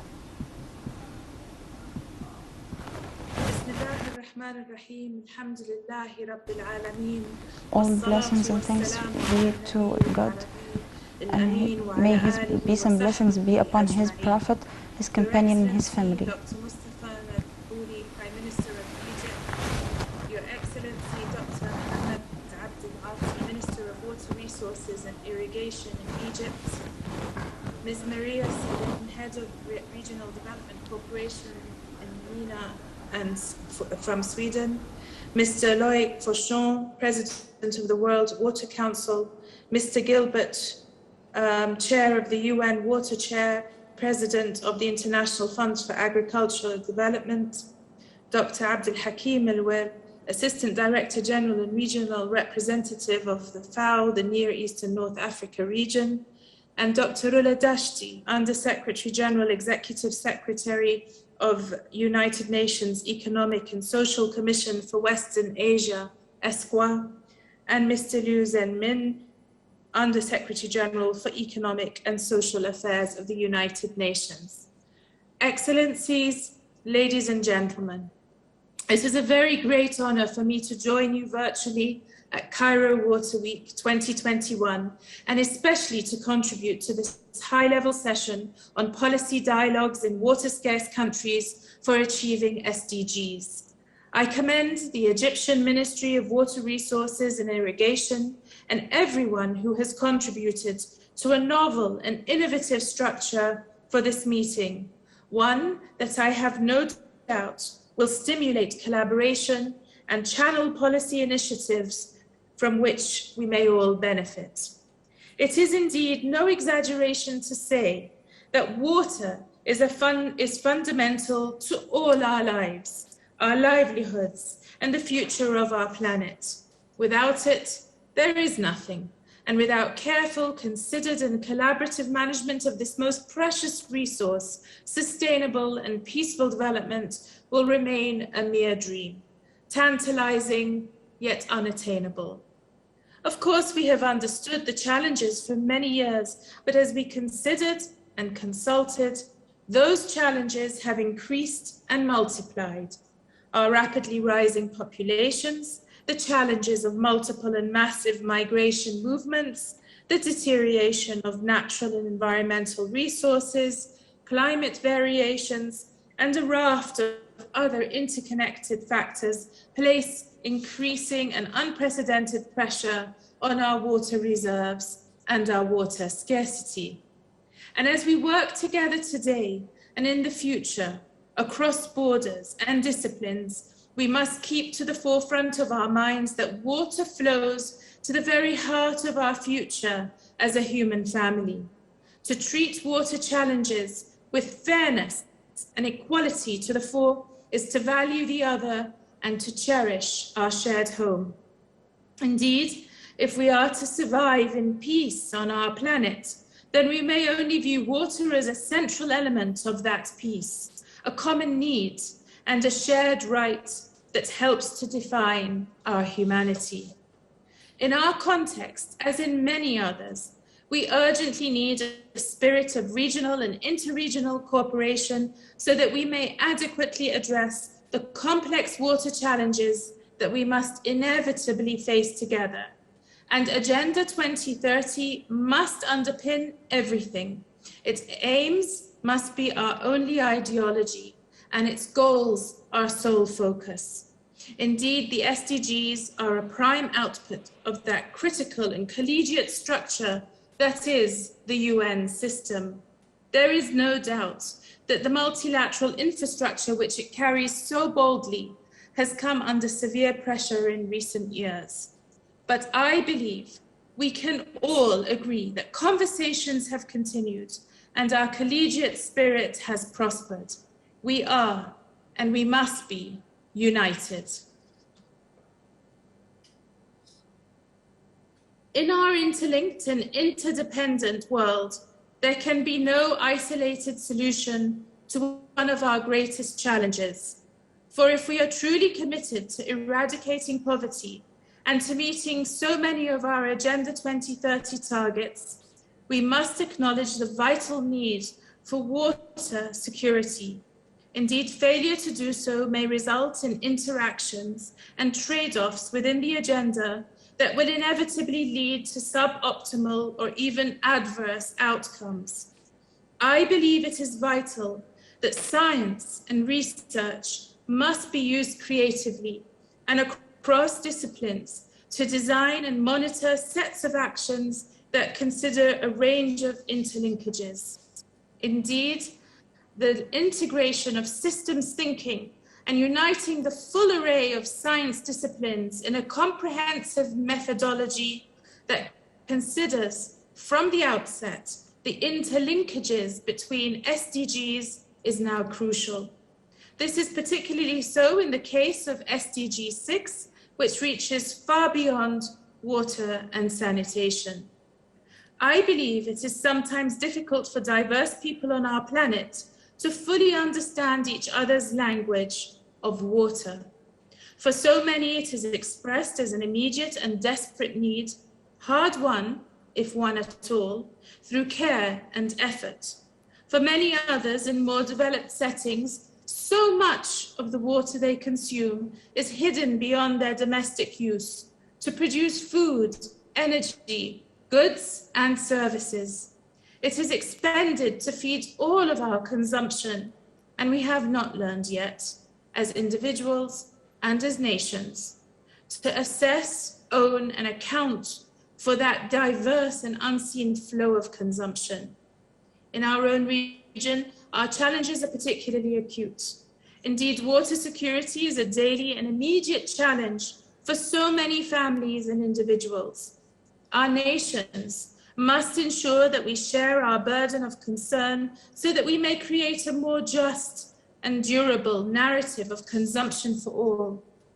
The Arab Sustainable Development Report, published by ESQA in 2020, called for the urgent enhancement of intra-regional and inter-regional coordination in the Arab region to enhance and empower efforts to end poverty, SDG 1, and hunger, SDG 2.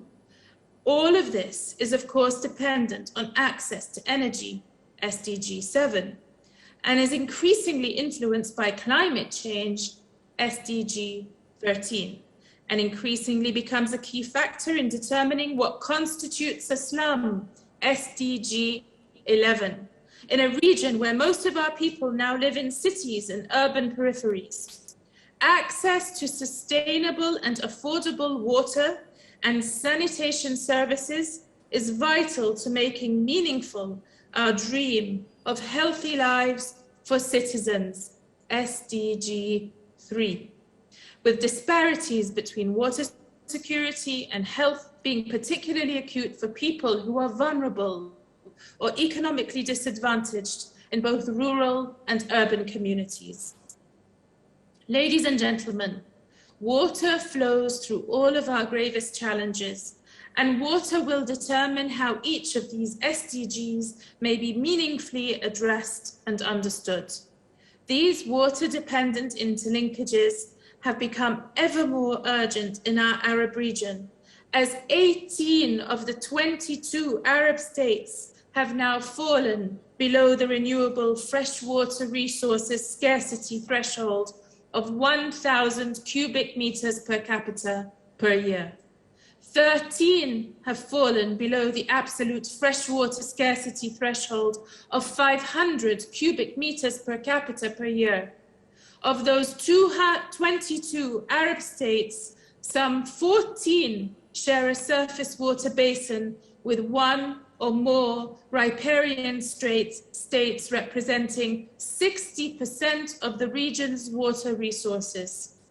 We urgently need diplomacy, innovation, goodwill, and honesty to save ourselves. If we are to achieve our aims and to fulfill the mission that Agenda 2030 has so rightly set for us, then we must act without prejudice or doubt. We must act with faith and confidence in our human ability to achieve great things when we face a challenge with openness and honesty, and when we support innovative dialogue and determined innovation. And we must succeed only when we embrace our common humanity within and between communities, and insist on a human rights-based approach to water and sanitation, along with robust water governance structures within and between states. Your Excellency, ladies and gentlemen, our challenges are as interlinked as our destinies, and we must inevitably rise or fall together. This is a supreme challenge indeed. However, I must believe that we will all rise to it. الأخوات والإخوة، إن تحقيق الهدف السادس من أهداف التنمية المستدامة لا يمكن أن يتم من دون نظرة شمولية عبر جميع الأهداف المتداخلة. فلا بد من تطوير أدوات علمية. It's necessary to develop scientific tools that help decision makers to arrange their priorities that are relevant to SDGs. It's also necessary to work on developing policies that are integrated and linking the indexes of SDGs, especially when we talk about water, that is closely linked to energy, food, and climate change, and ecological systems, and so on. In conclusion, I'd like to deeply thank and appreciate His Excellency President Sisi for his auspices of this week. I'd like also to thank you all, ladies and gentlemen, and may peace and blessings of God be upon you.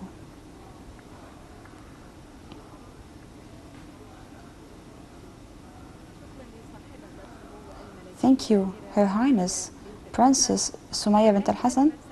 Now the floor is for Abdel Hakim Al-Waer, the FAO Assistant Director General for Near East and North Africa and Middle East.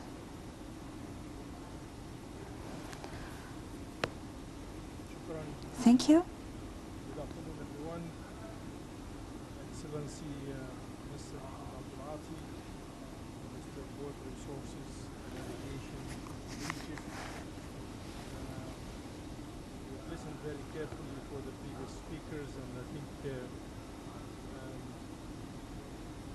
looking at the facts stated, and Princess Sumaya just highlighted the linkage of the SDGs as we address in this high-level segment the connection between water scarcity and achieving SDGs. I've mentioned in my earlier opening statement the importance of the connection between SDG 6 on water and sanitation and the connection to the challenge in achieving SDG 1 on poverty alleviation and SDG 2 on zero hunger.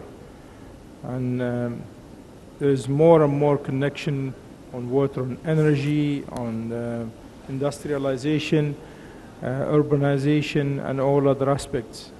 So with water scarcity and the challenges facing water resource use, we expect more challenges on achieving SDGs towards 2030. I'd like to focus on some clear messages that are coming from the Food and Agriculture Organization, and especially, Mr. Minister, ladies and gentlemen, in the intersectorial dialogues. Today, we cannot establish water policies and measurements without establishing some dialogues among the sectors, even within country. We know that agriculture sector is the major use of water resources, and the dialogue between the sectors of agriculture and those who manage the water resources is very essential in order to come up with effective policies for managing water resources. No natural resource is more precious more scarce and more important than water. We hear about rockets going to Mars. They're only looking for water. Is there water there? Air maybe. Those are the two essential things that to secure that there will be life that can be sustained somewhere else. How water is managed, used, and conserved will be decisive in shaping the future of the region. And here we talk about a region that is mostly affected by water scarcity in the whole world. The Cairo Water Week plays an important role in building the multi-sector and multi-agency partnerships that are needed to ensure effective policy frameworks, public and private sector investments, and water use changes that will help manage this critical resource in a sustainable way for the benefit of today's and tomorrow's populations. For a long time, the Food and Agriculture Organization of the United Nations, FAO, has focused its attention on water management. As the United Nations specialized agency in charge of food and agriculture, we see water as a central element in our efforts towards food security, sustainable agriculture, and rural development. Earlier this year, the FAO adopted a new strategic framework that seeks to support the 2030 Agenda through the transformation to more efficient, inclusive, resilient, and sustainable agri-food systems for better production, better nutrition, a better environment, and a better life, aiming at leaving no one behind. Working together to ensure that water is used effectively and efficiently and sustainably is one of this region's greatest challenges. And agriculture has a major role to play in addressing this challenge. On average, agriculture in the region consumes nearly 6 times more water than all other sectors combined together. 80% of all water withdrawals in Egypt goes to agriculture. In other countries in the region, in the Arab region, this can be more than 90%.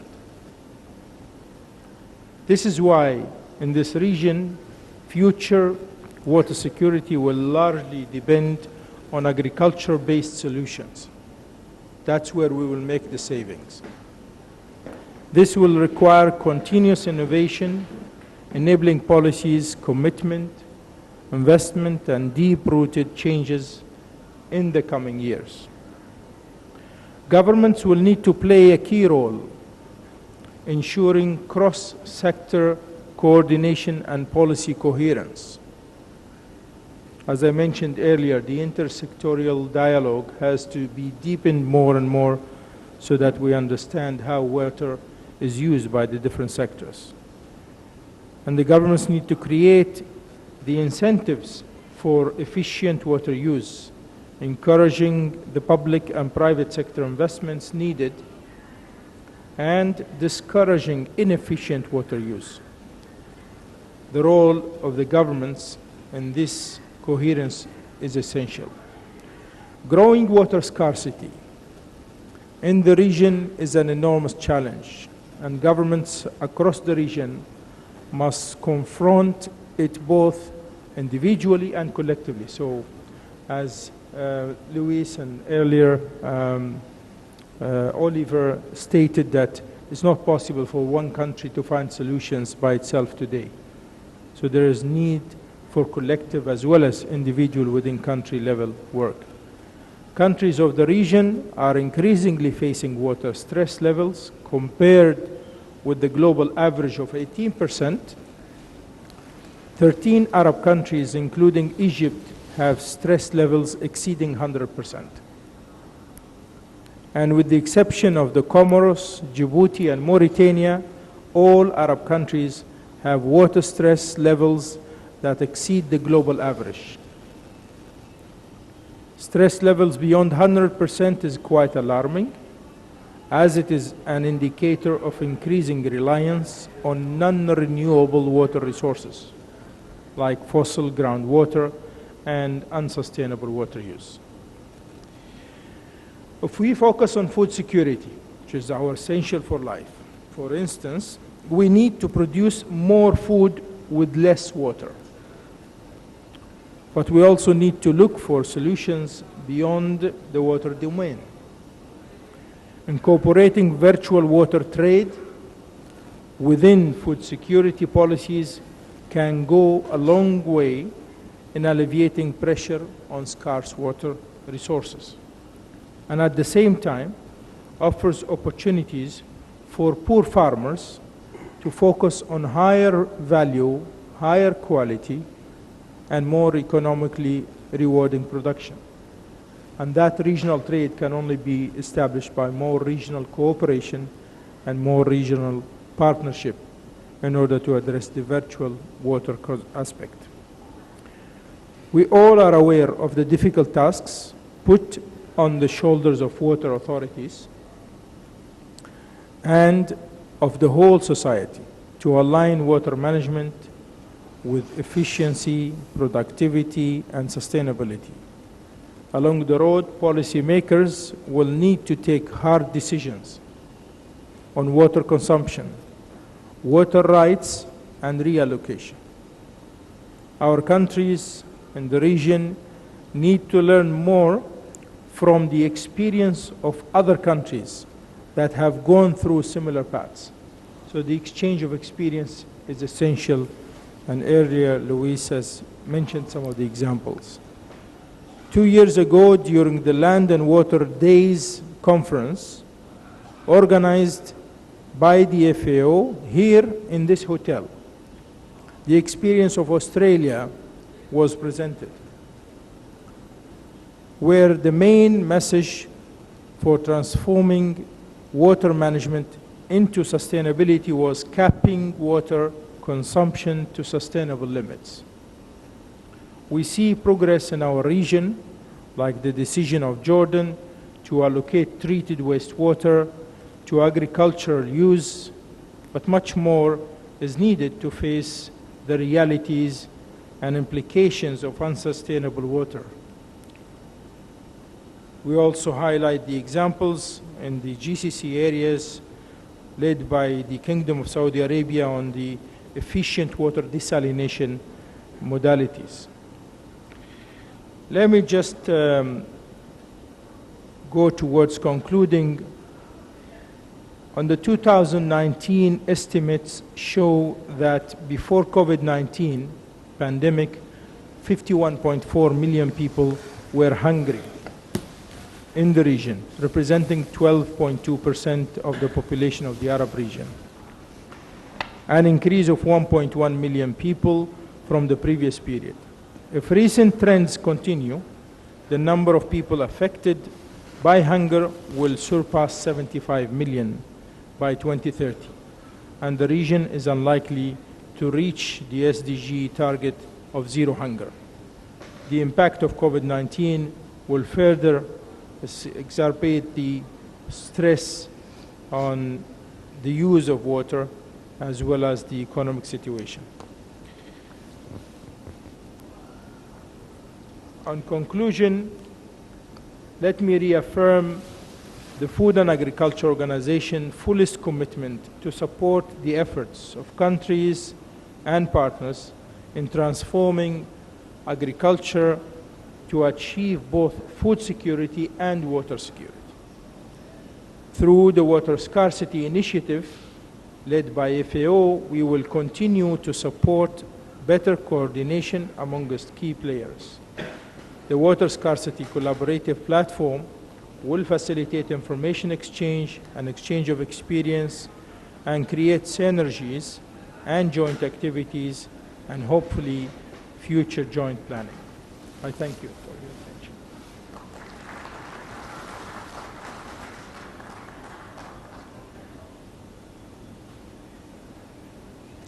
شكرا لسعادة السيد عبد Thank you, Mr. Abdel Hakim Al-Wa'ir. Now the floor is for Ms. Laura Dashti, the Executive Secretary of United Nations Committee, ESQA. She is a Kuwaiti pioneer, economist, and an advocate for feminism and gender equality.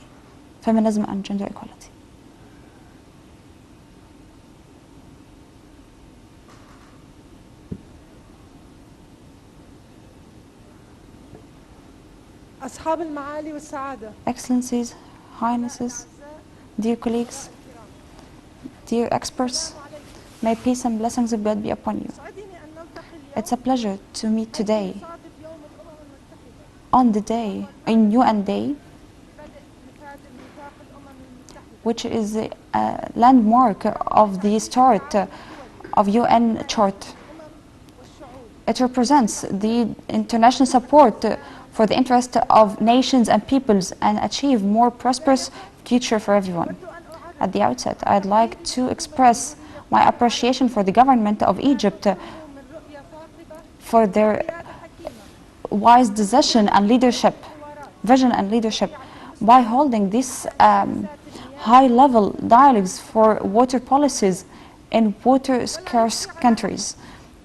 It's no secret that the Egyptian government values the importance of water in achieving sustainable development, especially in the Arab region, where 90% of the population, which means 392 million people in water-scarce countries, including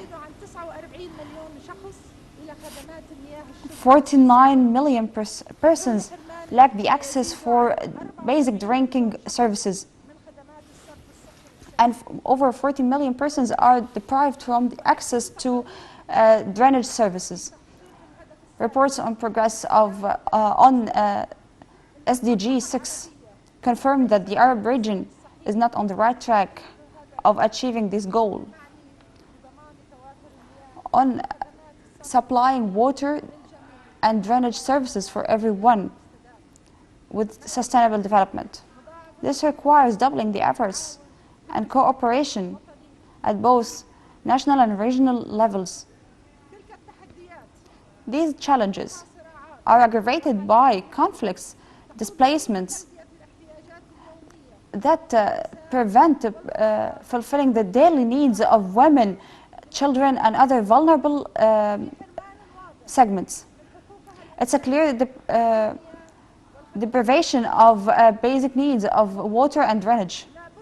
These rights should be fulfilled in rural areas and urban areas as well, particularly that we exert the efforts in responding to COVID-19 pandemic within these challenges. Third, of the fresh water resources in the Arab region are transboundary, sometimes with more than one country, which limits countries' ability to take unilateral procedures to protect their national interest in water. Dear attendees, today we meet while the Arab region, just like the whole world, suffer from climate change that has no limits. There's no country can face it on their own. The forecast of regional initiative of ESQA, the temperature in the Arab region will raise by 4 to 5 degrees at the end of this century.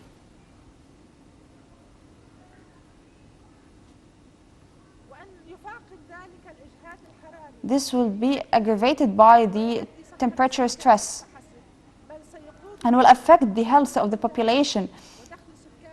It will also affect the food security, income in rural areas, and the ability of ecological system on renewal.